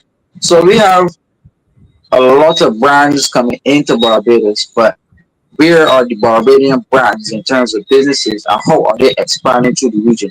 What assistance do they need to expand through the region? Does the government need to put up some money to help them? Does the government need to create an input. The government doesn't have to pay, but the government could create a silo or space where they could facilitate investment and ideas. Because they know that they even tested out something in terms of Shafet going into New York. I don't know if you saw that one, Ramon. Pardon me, I didn't hear you. Right? Sorry. I don't know if you saw where the Barbados Tourism Inc. Marketing Inc.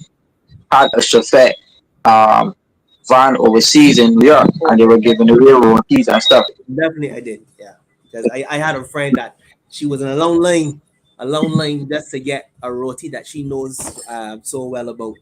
So I definitely know about that. Yeah, she lives overseas and she got in the long line, to get a roti that she would have eaten 100,000 times, but to each his own. But yes, I know about it very well. Right? So Shafet is a strong Barbadian brand that could strategically be used to, expand. One second, please.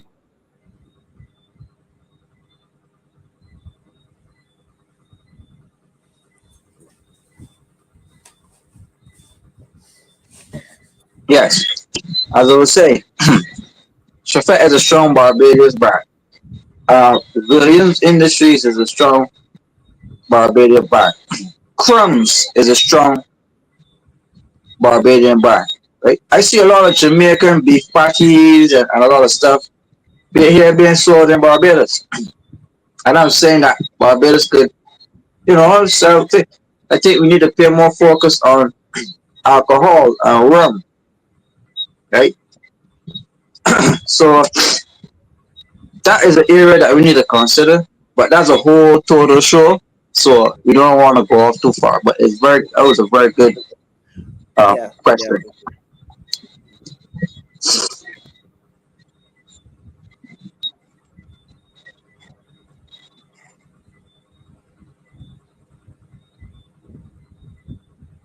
You got a compliment saying very good conversation, by the way. Uh, before he did come back and ask what businesses do we have, so we just answered that question. Pedro said held hostage for funding.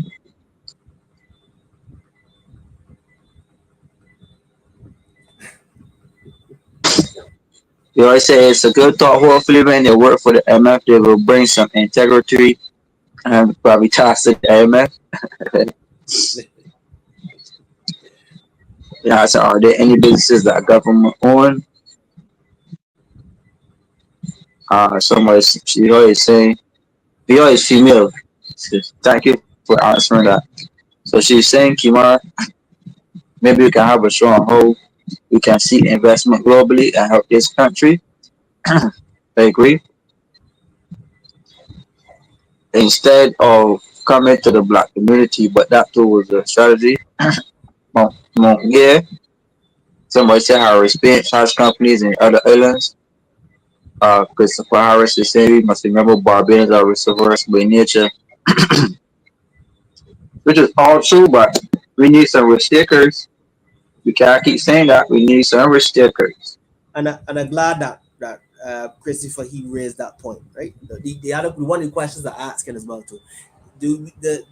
Our system, our Barbadian system, is it conducive for entrepreneurship, the environment to build and to move forward with entrepreneurship? Is it that conducive? That's the question.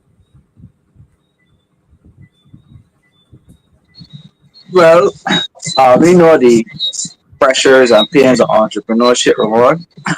Um, yeah, I think we understand how hard it is to do that expansion. So here's what I'm saying: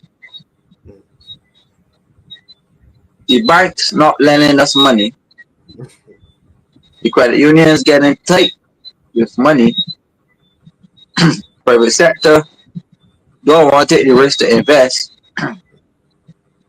Uh, so what is there left for the entrepreneur? Where does the entrepreneur get capital from? Do you get crowdfunding? Do you do how the Muslim Indians do? You know what do you do to get funding as an entrepreneur? So a lot of persons in Barbados have not figured that out yet, right? On a bigger business level, there's a lot of red tape. There's a lot of red tape surrounding these bigger brands expanding, right? We like to brag about foreign reserves, Ramon, but how much of the foreign reserves are available for these big brands to do investing overseas in markets that are much more profitable than Barbados, right? So we borrow reserves from our foreign reserves to pay loans, and we borrow foreign reserves to. But I think these foreign reserves need to be linked to development. So what's good saying, well, we got $3 billion in the bank, but the people of the country can't get access to do no type of developing and growing of business and creating jobs, but relying on government to do everything. Like, Because uh, in order to expand internationally, you gotta start here first, you know. So if you don't have that level of environment or that conduciveness to do so, to start as an entrepreneur here, then obviously you can expand internationally, obviously.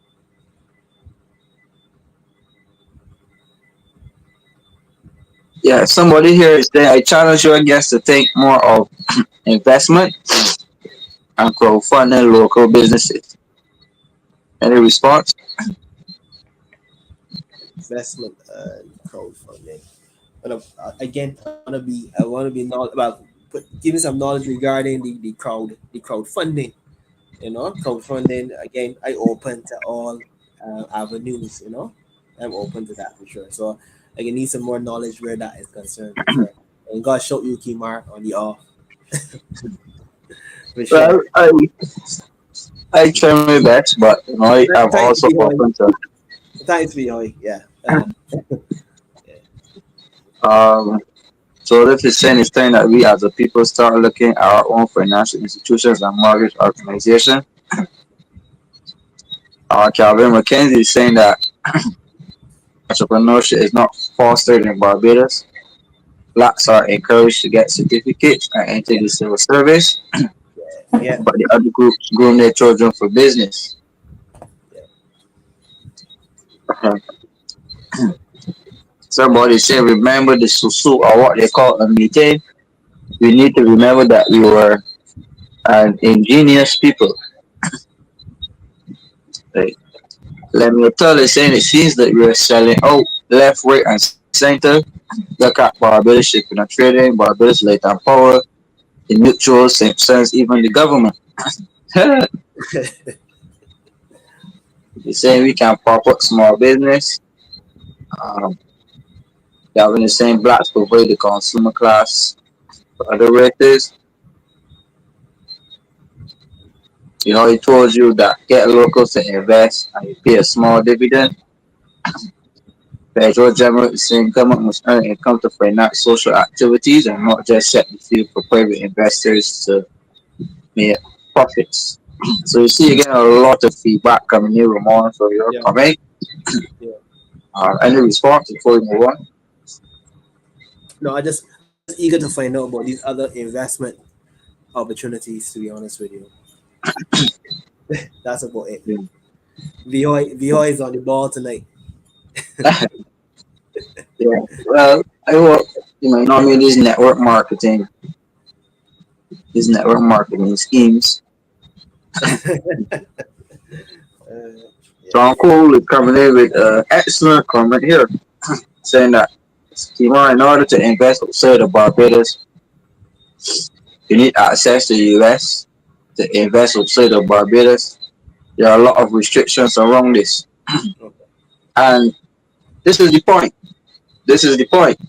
We spoke about reserves, and we spoke about the fact that we got close to 3 billion or some in reserves, 2 billion or some in reserves, and businesses can get access to these reserves to do make large transactions, to do foreign expansion.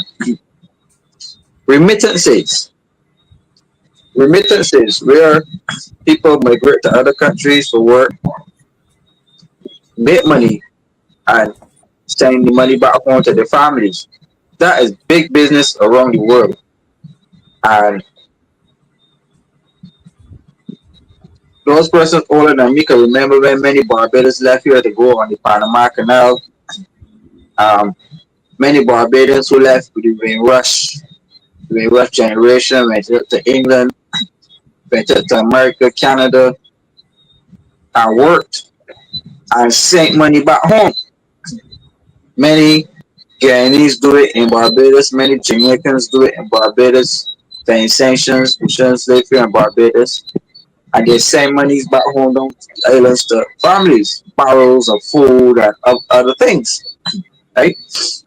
So if the markets in Barbados are too restricted, why don't we make it easier? The government make it easier for businesses to leave the shores of Barbados, set up overseas, and make it easier for Barbadians to live here and go over in these places and get jobs and repatriate the funds back home. Okay, I might be wrong, right? But I was told about a lot of um, well, Barbadian owned businesses. I think in New York, I believe in New York. And again, I'm subject to correction for sure, right? But there are a lot of like eateries and stuff like that. So again, I might be wrong. I'd like someone to obviously to challenge me. But there are a lot in a specific part of America. I'm not too sure where, but that is something you could probably ask a question about. Ask one of the viewers. Well, that is a start. It starts here and it needs to grow because the world is such a big place. Barbados is such a small place. And when it comes to the economy is a skill, you need access to markets to grow. Barbados has a small population, and so for example, you had a product, right? And you put this product on the market. It's compared to Africa that has millions of people. The probability of you selling out that product is much higher in compared to Africa because of the amount of people they have, right? Yeah. And it can happen much quicker than in Barbados. Now, when we develop products, we can't just be thinking of selling to Barbadians alone.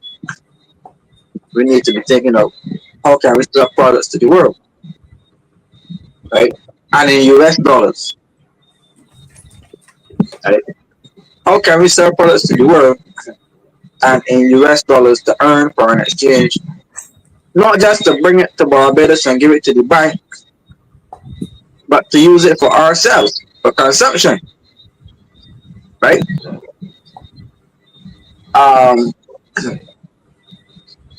these are things that need to be made much easier to help the country to grow, give us access to much larger markets, more access to people, and then Barbados can start to flourish because we produce products for only the small few, but there needs to be the window, right? There needs to be the window where people meet at the marketplace, where people meet up to do this fair exchange trade. So what do you think? Yeah, I totally agree.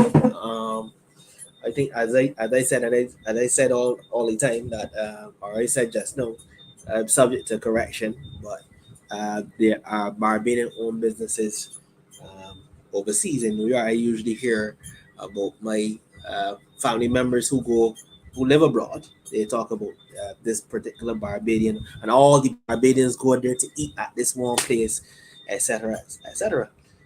So you know that there must be a way that we can obviously get them to give back or their outside business, a way where funds obviously can come back or get back to their homeland in some way. There must be a way. Right? Now, I don't want open a whole can of worms, but how about an alternate industry? Uh, an alternate industry. Instead, we have the sugar cane, or we had the sugar cane, but I don't know what level is that now. Uh, Tourism. So how about an alternate industry? Again, that's probably a whole different discussion, but I'm sure that someone will chime in where that is concerned. But it's something that we were probably thinking about a long time, and I just want to know where it is at now, in development, etc., etc., etc. Well, Mhm. we tried medicinal marijuana. How to know a marijuana seed didn't grow yet? Right? Um, the government ain't really doing much with sports. Um, so my thing is, I agree with you. We need an alternate industry, and in alternate views, the book I had suggested that I just want to get the quote here for you. Uh, I ended the book able to make some suggestions in terms of developing a new industry. So, in terms of my conclusion I made in the book, it says that all is not lost with a small economy like Barbados. No, the thinkers must come to the forefront. Innovative thinkers may come to the forefront as the country is in need of all ideas which can lift us out of this economic stagnation we find ourselves in. This country has the infrastructure in place to be an internationally and globally competitive beacon, but we must ask ourselves some questions. How, equip, and why to contribute? What am I willing to sacrifice? And what role will I play in the new Barbados? And what will I do with my newfound wealth? So 2050 will be here shortly, and we cannot be found wanting. As when those times hit, I, as a young progressive thinker, similar to you, Ramon, are trying to lay the groundwork for a new society plan for Barbados. And I made the claim that unless private sources of income are injected into the local economy, massive voids will be left to plague the country due to a pulling back of government spending in the economy. And in the financial year 2022 to 2023, increased taxation and further unemployment will be unavoidable due to the implementation of fiscal rules and the government having to maintain alignment targets. So I said, Ramon, that renewed growth in the Barbados economy depends on removing a dense barrier of complex and old and antiquated government administrative processes, poorly performing government departments and agencies, state-owned corporations which stand in the way of new and innovative projects both in the public sector and the private sector. And the reasons for the slow implementation of projects may vary, but they almost always relate to some type of administrative failure in the public sector. And that government needs to pursue new ideas, new areas of development which can provide employment and foreign exchange. Right? There has been some talk about the diversification of agriculture, including the production of medicinal marijuana, but like I said, not a speed has been real today. And the government should seriously address the orange economy by placing an emphasis on intellectual property and cultural arts. So, despite parading Rihanna as a hero, there is little evidence that other young people are being facilitated in pursuing careers in that specific area, and a focus on the orange economy is critical, and no effort should be spared in that pursuit. So, any thoughts from you? Yeah, Yeah, let's I, prepare I for our alternate views. yeah, I totally agree. I think COVID, with the advent of COVID, that should have taught us in terms of tourism and what we actually depended on to bring us income. You know, COVID should have really taught us some lessons there, right? And by then we should have had our brains focus on in one direction, and that is diversification. You know, so that was well written, and I totally agree. You know, and as things change, and unfortunately, and Lord forbid, something else might come up, and we must be ready. We must be ready. Tourism cannot be the savior, cannot be the savior, because as you said, as we saw, COVID would have put that to absolute halt. So we need to diversify as much as possible. Right? That's my thought. The hardest thing that this is such a thought provoking conversation. She's enjoying. Thanks, Bihoy. You were Hey, part of it, and you were the main procrastinate, the main point, the main person doing all the thought provoking, asking all the thought provoking questions, etc., etc. So thank you very much. Appreciate it. hey. No, I want to play a short clip. Because we headed back to Jamaica now.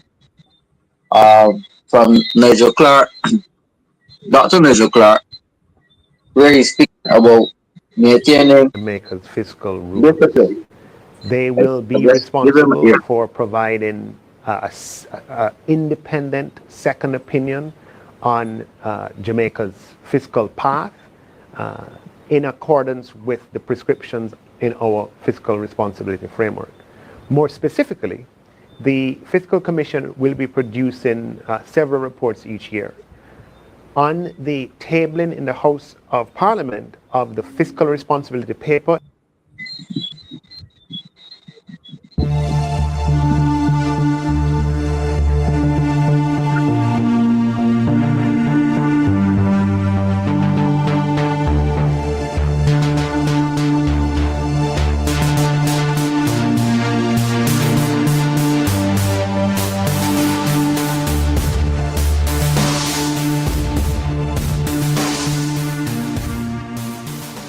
Today, we will be speaking with the Minister of Finance and the Public Service, the Honorable Nigel Clarke, and the topic is the legislation for the creation of the Independent Fiscal Commission.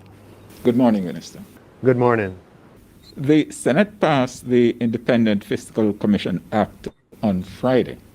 Why is the government creating the Independent Fiscal Commission?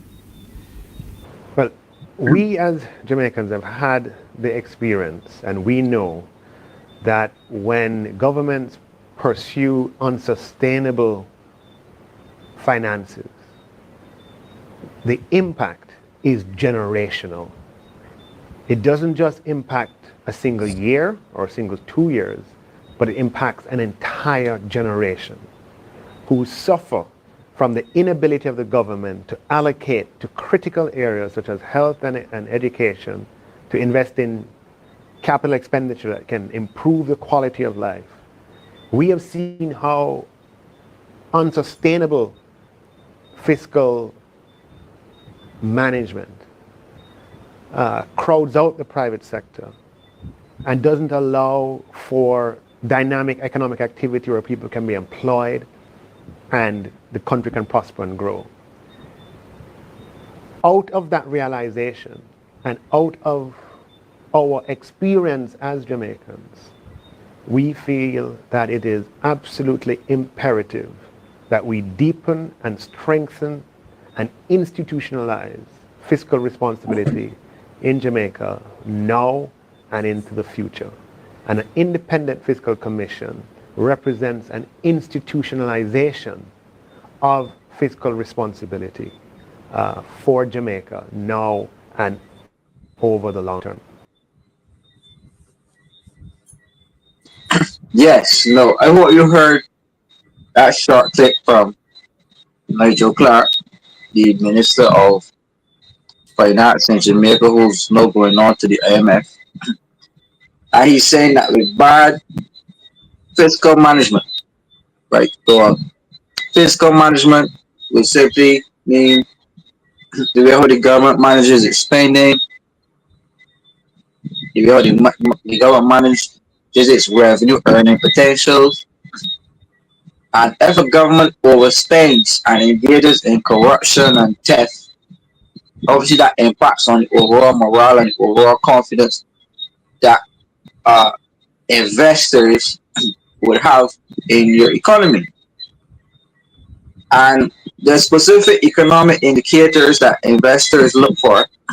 So you look for credit ratings, you look for government's fiscal balance, you look for interest payments, they look at how much reserves and foreign exchange you have. Um, and if these factors are not managed well, then you're determined to be fiscally undisciplined. And therefore, the cost in terms of doing business for others, the bar is raised higher for you. Right? So, Dr. Clarke said that the impact is generational when governments mismanage funds and mismanage economies, that it is felt throughout generations, meaning that the young people coming up in the country will have it harder, which means that in the future there will be increased taxation and reductions in expenditures, meaning that more and more privatizations and he said in his thing that excessive government spending, which is an economic fact, close out private investors and stops the private sector from wanting to invest if the government is excessively involved fiscally in the economy. And that is a fact. Right? That is a fact. But how Barbados operates, Barbados has a very high social welfare uh, structure, Ramon. Social welfare meaning we're able to go to school from primary school to university. We could get free health care. We could get subsidized housing to a point. Uh, we could also get well, not even free, but subsidized lifestyles from the government, right? And the bedrock and the backbone of Barbados being built on this subsidized lifestyles like welfare checks, non-contributory pension, um, reverse tax credits. All of these are our social gifts from the government. But and if governments mismanage that spending, and then you have to enter into a restrictive IMF program, Ramon, then the people are the ones that are going to feel it. So, what are your thoughts, Ramon, given what Dr. Clarke would have said and what I would have said? We want to hear what you know have to say about it. All right, well, firstly, I gotta say, I heard, I believe it was Brass Stacks. A gentleman came on. He said, "Barbados, we need to start to have a conversation about healthcare and contributing to healthcare plans and so forth." So that's one of the things that I listened to, and I said, well, that is interesting, right? Now, I believe that it will take a bold government to propose that, but obviously, that is the question. That is the statement the gentleman made on the radio. And it might become a reality. It might become a reality because I don't know how much the government can handle at this stage. So uh, as you said, it's a high social. We are very social in terms of how we take care of our sick, how we take care of our less vulnerable. But it puts a strain on the monies on the funds for sure. Right? So you never know. At some stage, we might be having a conversation about private healthcare at some point. Right? I believe as time goes on. I hope not, but I hope we don't have to get to that stage that we have to. It should be an option, but as the gentleman pointed out, we might be heading in that direction. But do you understand in Jamaica, Mhm. they have toll roads, so they have to pay to drive on some of their highways, right? Um, Education is not free. You have to pay to go to school in Jamaica, right? The government don't do it like how they do it in Barbados. Um, Jamaica is very big, so access to healthcare, if you don't live close to one of those big public hospitals, um, access to healthcare is very minimal. A lot of people in Jamaica still don't have access to running water to their homes, right? A lot of Jamaicans still live in like garrison houses, right? Sort of like, oh, then like foot, gotta get some water there. No But problem. right, a lot of Jamaicans, so Jamaica too was fiscally mismanaged, right? Jamaica too was fiscally mismanaged, and you could tell that because Jamaica is one of the Caribbean countries that had a currency devaluation, Yeah. right? Guyana had a currency devaluation. You know that the Jamaican dollar was pegged to the British pound at one time, The right? Jamaican dollar. Yeah, Wow. Yes. so pegged to the British pound. Mhm. So the Guyana dollar also, and these currencies were fairly strong, Yeah. but they had currency devaluation, right? So my thing is here, I always like to warn Barbadians. I warn people that these things are not far fetched for Barbados, right? Uh, Trying to get the devices plugged in here. Just give me a second. No problem. But these things are not far fetched for Barbados, right? Jamaica, a country with resources, bauxite, possibly oil, forestry, aluminum, all of these type of natural resources that Barbados does not have, had a currency devaluation. You see it for Guyana, right? You see it for Guyana as well. So my thing is, Ramon, listening to Dr. Clarke, that if you do not manage the country well, these things do happen to you. And I want to show you something else. I'll read something for you here, by the way. Um, and it is a piece on from the IMF on Jamaica, right? Just a bit. This is going to be a brief introduction because this is a very technical report. So we need to keep it simple that the audience will follow, right? And it says here, come on, that.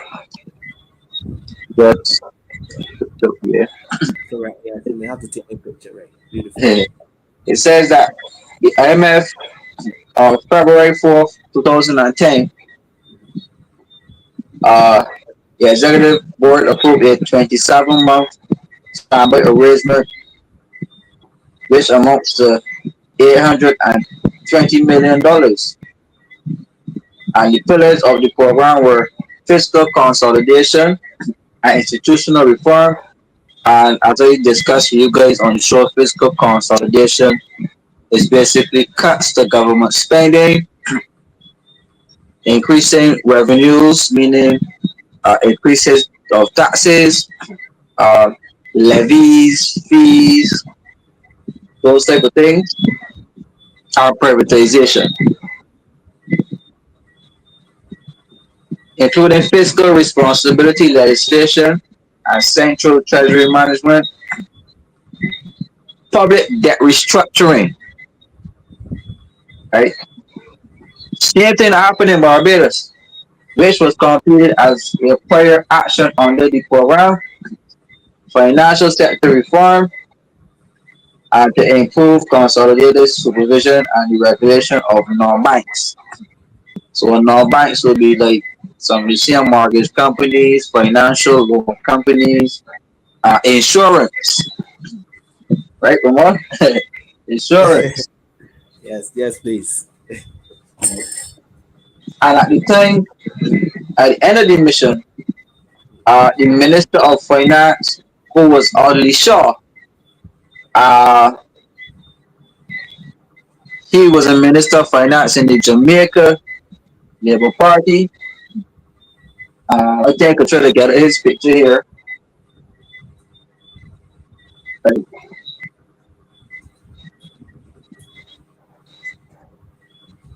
Audley Shaw, uh, who was the Minister of Finance at the time, when Jamaica signed on to this IMF program, and I think the Jamaica Labour Party then went on to lose the government, right? And a new Minister of Finance came in. We're going to give you that name in a short bit. Right? So this right here is Audley Shaw, who was the Minister of Finance at the time, when in 2010, based off the IMF documentation, and he is with Mr. Andrew Holness, who's still so Mr. Holness would have not been Prime Minister at this time, I believe. I don't think he was Prime Minister at this time, I believe. Um, no, I don't think so. So the point, and I'm making this point again, right? The Jamaica Labour Party already saw had that plan, and then when the government changed, they had to continue the same IMF program. So I gave you the tenets of Jamaica's IMF program, which were debt restructuring, institutional reforms, fiscal consolidation, the same exact things Barbados had to go through. Right? And the MSA where they had so much confidence is that it stretched across both administrations of the Jamaican landscape. So they will call it political stability. Right? So again, if the DLP had to come in, more than likely the DLP will have to continue along the same lines because of what was signed previously. Otherwise, it would disrupt uh, the program. But what's interesting, Ramon, is that in Jamaica, you had a disrupting of the IMF program, you know. And the last Minister of Finance in the, let me get that story up,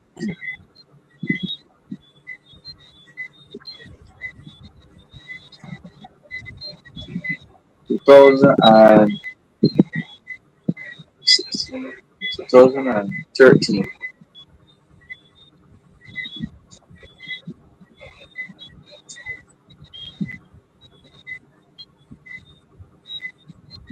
Just give me 1 second. I'm looking for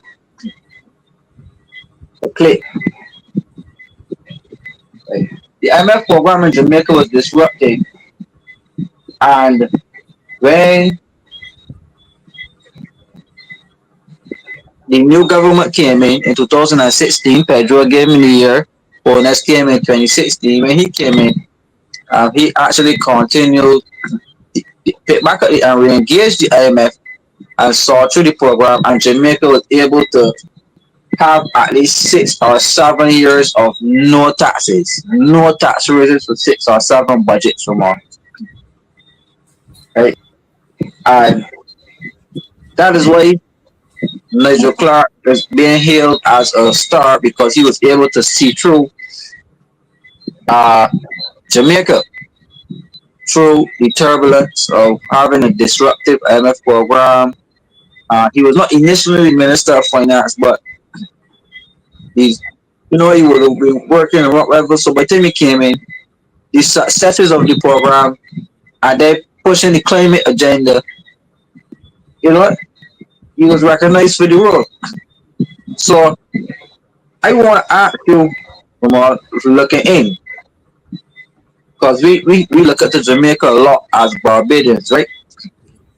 So I want to ask you, based off Jamaica's IMF experience, like, what future do you see for Barbados? Uh, until there's some government that is radical, I believe there will be a continuum uh, of, of the of the IMF program, right? Until we get a government that's radical and a government with different ideas, it will continue along the same trajectory. I could tell you that. And some of obviously social programs will start to disappear if we continue along the same trajectory as I said before. Right? I can see that in our future. If there's not a radical change, different mindset, different way of doing things, I can see that happening. I can see the continuum. All right? Yeah, um, that is very true. But somebody's asking radical or strong. Ah, radical. Because if you're radical, you must be strong. Because I can tell you this. Remember when the government said, you know what, the students they must pay for UE, right? You see what happened, right? So it was a little radical because UE was being paid for all along, but they had to be strong as well too because they received lots of backlash because of that move. So I think that is on both spectrums, radical and strong as well. Right. No, I'm gonna have the article that I was looking for here, Mhm. right? That's why I want to put it up.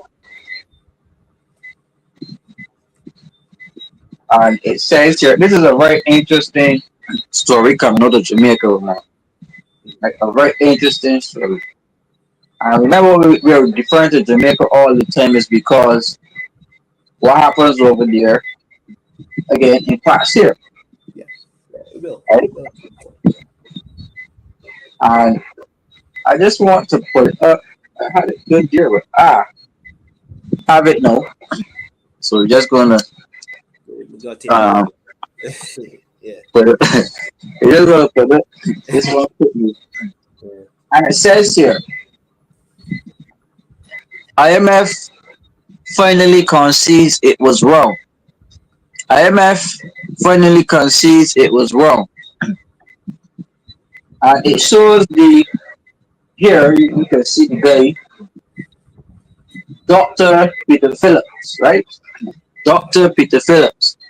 He is from the PNP in Jamaica. And it says Finance Minister Peter Phillips has been criticized for accusing to the IMF's severe primary surplus target. Right? Now, a surplus target, Ramon, is basically the IMF telling you you have to meet 5% more revenue Mhm. than you spend, Okay. right? So you have to make this money every um, quarter, every year, and they give you a target. Yeah. So Barbados had a primary surplus target amount of 6%, meaning that the government of Barbados had to add an additional $300 million in taxes on the Barbadian public when the Prime Minister first came in the budget, right? So you remember the sewage tax, Yeah. you remember the taxes on tourism, you remember increases in bus fares, you remember the privatization of transport board, Yeah. you remember all of those taxes on the gas, the gas, you remember those taxes, right? That's correct. Yeah. Now that equated to an additional $300 million. Okay. Now, a lot of persons don't want to admit this, but the last Minister of Finance, which was Precinct, he would have brought the primary surplus target to 3%. Okay. And then when the government changed, then the government added on $300 million and brought it to 6.5%. Right? So that basically said, Ramon, that the government was making 6.5% more in revenues above its expenses. Okay. Right? So, So the government had all of this revenue and they were making it year after year after year up until COVID. Like up until COVID. So the government was making approximately, let me see, 600 and something $1 million in revenue, additional revenue, excess revenue, right? Coming from taxes, right? Coming from taxes. So here is in Jamaica that the Minister of Finance, let me read it. It says that the way Finance Minister Peter Phillips puts it, we should be absolutely elated that the IMF has decided to reduce the exceptionally high primary surplus target for Jamaica for 7.5% to 7.25% for the second half of the fiscal year 2015 to 2016, and to 7% for the next year 2016-27.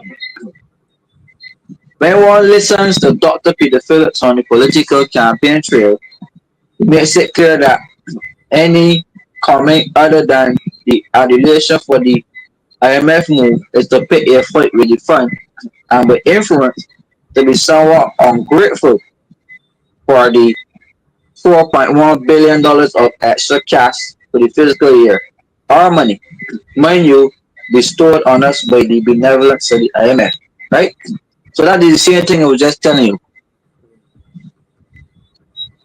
Jamaica had the experience where their primary surplus target was 7, but it is considered to be an absurd number. It's considered to be too much. Taxation levels too high. Expenditure cuts too deep. The removal of programs and the privatization has happened too rapid. Society is deteriorating at the seams. So here is that Jamaica's target is so high, meaning Ramon, in simple terms, they had to be rapidly increasing taxes, rapidly cutting down government expenditures, rapidly privatizing, and here's the Minister of Finance saying that the people should be glad for it to be brought down from 7.5 to 7.25. Right? And Jamaica is being celebrated for meeting these targets constantly every year.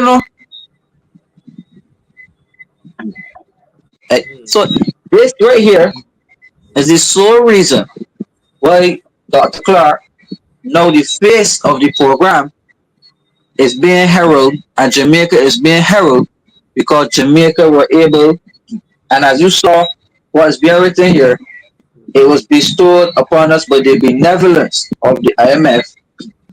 And as you can see here, that it was they decided to reduce the exceptionally high, meaning that according to industry standards, it's 7.5 revenue target is just too much. And Barbados has 6.5, Ramon. So what we see in the comparisons. Yeah, I am. Right? So just to go on here, because time is getting to be honest now. It says that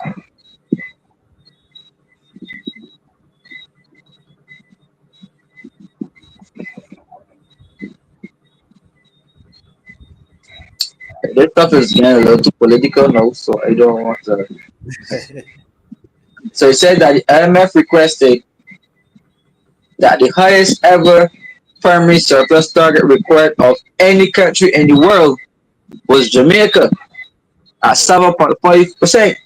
So if the highest in the world is 7.5%, and Barbados has 6.5%, which means that Barbados is up in there very close, right under Jamaica, for having one of the most austere and severe IMF programs as it comes to meeting these revenue and expenditure targets made on the birth plan. Right? It says that to say that this very high primary surplus target is painful and to forego the adulation at the small reduction is not to debunk the principle of working with a more moderate primary surplus target. And that is it to say that the principle was stretched too far and too high around Jamaica and pressed too far deep in the pockets and even into the flesh of too many Jamaicans in terms of underspending on basic necessities such as medical supplies and education. Right? So it says here that I am, and this is a statement, it says that I am pleased that the IMF has finally realized that the 7.5 primary surplus was too high and so agreed that this small quarter reduction, you know that is a slap in the face. If you know, if you right? the, the disparity is very minimal. The Yeah, disparity is extremely minimal. But Joe, the gentleman said, "I ain't pleased, but not happy." yeah. Yeah. So there you have it. The PNP in Jamaica under Dr. Peter Phillips signing the highest ever IMF primary surplus in the world, and Barbados having a 6.5%. You could see definitely why we had Ramon to speak about Jamaica tonight, and why we had to speak about Jamaica's IMF experience, and why we also had to compare Jamaica and Barbados, and why we also, Ramon, had to show the linkages between different Caribbean leaders, different economics ministers, and different economic brains being recruited, is that right? our fiscally responsible path Right. So does not depend we're gonna on wrap up. a personality. But just hearing one last Now, clip from personalities Nigel, and then have we're gonna give different Ramon the social last clip. policy choices, some that may make sense, some that don't make sense.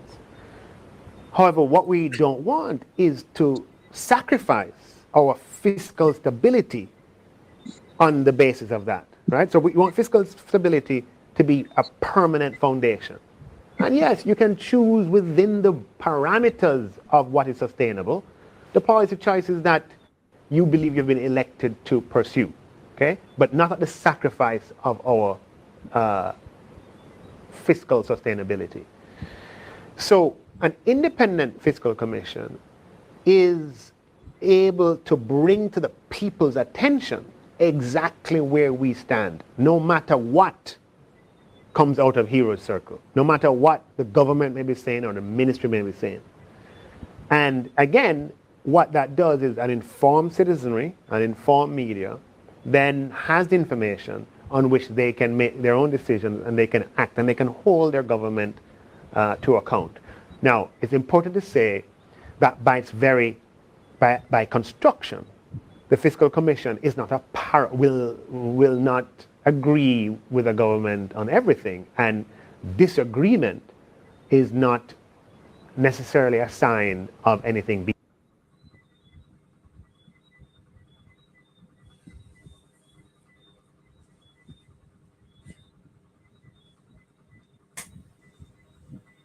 Yes, no.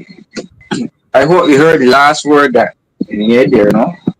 That when you're elected as a government and you have to fulfill the promises that you made to the populace, that those promises should not be executed.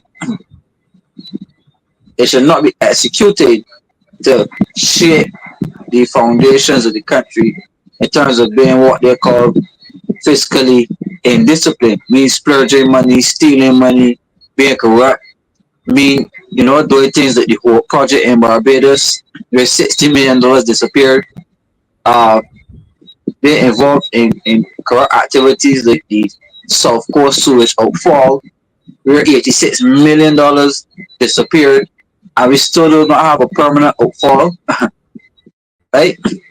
So and fiscal indiscipline is the buzzword and the keyword. And Jamaica, and what everybody saw, the main reason why Jamaica and Dr. Nigel Clarke was given the job at the IMF is because they maintain the highest primary surplus in the world ever in the history of an IMF program. And that is why Dr. Nigel Clarke and the Andrew Holness government is being rewarded as a fiscally disciplined government because of enacting that primary surplus, and Barbados being right there with a 6.5 primary surplus is pleasing the IMF because the IMF will for sure get back the money that they would have lent both to Jamaica and to Barbados. And I suspect that after the term of the Barbados Prime Minister, she too will be given a major role to play in the IMF World Bank and the multilateral system. And that is my opinion. So Ramon, over to you. Well, it was an absolute pleasure. I have learned so much through this time here with you. It has been fantastic. Thanks to the viewers, thanks to the comments, and just remember, have that conversation. Have that conversation with your advisor. Right? Um, I'm looking forward for many more sessions. Um, so many things, as I said, was learned here tonight that I can't even imagine if I didn't come on this call tonight, if I wasn't in on this platform tonight, I would not probably have learned. So I'm extremely thankful. Big gratitude to you, Kimar. Hope to see you again next week. And blessed and wonderful night to all the viewers out there, man. Yeah. Well, thank you, Ramon, for coming on. Hopefully next week we have the camera rolling. Yes. So we are glad to announce that Ramon will be joining us fairly regular on Alternate Views as a co-host. So welcome on to the show officially. Yes. You jumped in at the end, but you really swam well. You handled it well. Bless. Right. So we want to thank you very much. The audience love you. Fihoi loves you. Um, and we all look forward to having you back. The discussion was very, very good. You said that this was not your area, but the contributions that you made were quite stellar, very interesting. The questions that you put forward also allowed me and the audience to take the conversation in many different ways and angles. Um, Also, you being a person not versed in the area, it allowed me also to have to break it down a lot further, right? So that you could get in the conversation. And I think that you did exemplary tonight in that respect. Um, so keep being open to knowledge and keep growing. And I thank you also for giving me that experience. Thank you, sir. So yeah, Thank you. Appreciate it, so, bro. yeah, no problem, no problem. Thank you for return. So alternate views, alternate viewers. Here you had it tonight. We're up at 9:42. We are 12 minutes over. but nevertheless, we are always happy to be on. Um, we're exposing youth, exposing younger people on the program to get the alternate views out. Ramon shared extensively. He shared about life solutions and insurance endowment plans. So if you want, you could go back and watch the first 40 minutes of the discussion. And it was very good to hear Ramon's background, to hear his thoughts, and to hear what he's bringing to Barbados. So big up Ramon in that respect. And thank you, alternative viewers, for listening to him. Um, we know that if you didn't like it or you didn't enjoy it, this is an honest crowd here, Ramon boy. So the reviews are great. So that means that they love you. Even have a person say thank you, Ramon. Have a good night. You always saying bring him back. Um, Christopher Harris made Yeah. a comment to you saying that Ramon, both the DLP and BLP are center-left political institutions. I don't see any radical far-right political ideologies changing Barbados. We will continue to spend on social needs. So you want to take that one for the last? It, my thing is that again, radical. It would take, as I said, someone with different views, someone with strength, to move in a different direction, right? So we will wait and see what happens going forward. Yes. Yes. All right. Thank you, my brother. Viewers, we are at the end of the program, so I want to thank you very much. Um, this weekend, the food or the plate of the week is Bojo. We have Aisha's Bojo on sale on Saturday. So for those persons who want to order a local Bojo, uh, you can contact me at 846-9912, and I will try to facilitate your orders. So don't forget to support a small business. You know, we usually try to advertise person small business on the screen to help out. So don't hesitate to contact if you're interested in having Bojo delivered to you, by the way, right? Delivered to you, by the way. Don't hesitate to contact me for your Bojo Bowls coming on stream this Saturday. So 846-9912, contact me and I will pass all of your orders on with delivery. Very tasty, very lovely. So at 9:45 we sign out. We are going to see you all next week, Thursday, same time. Um, look forward to seeing you all. But here is where we sign out. We just want to play our clip from Ventures, Emergent Ventures.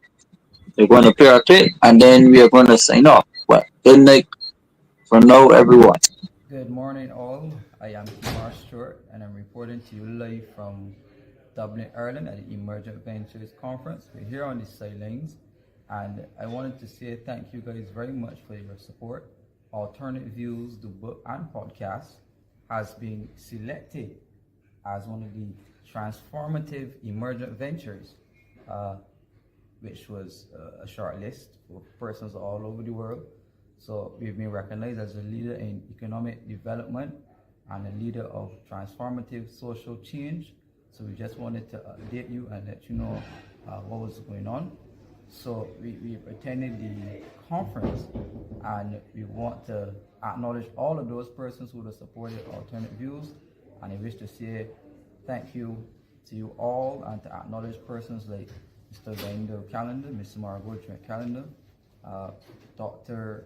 Dennis Lowe, and all of those other persons who would have contributed to Alternate Views.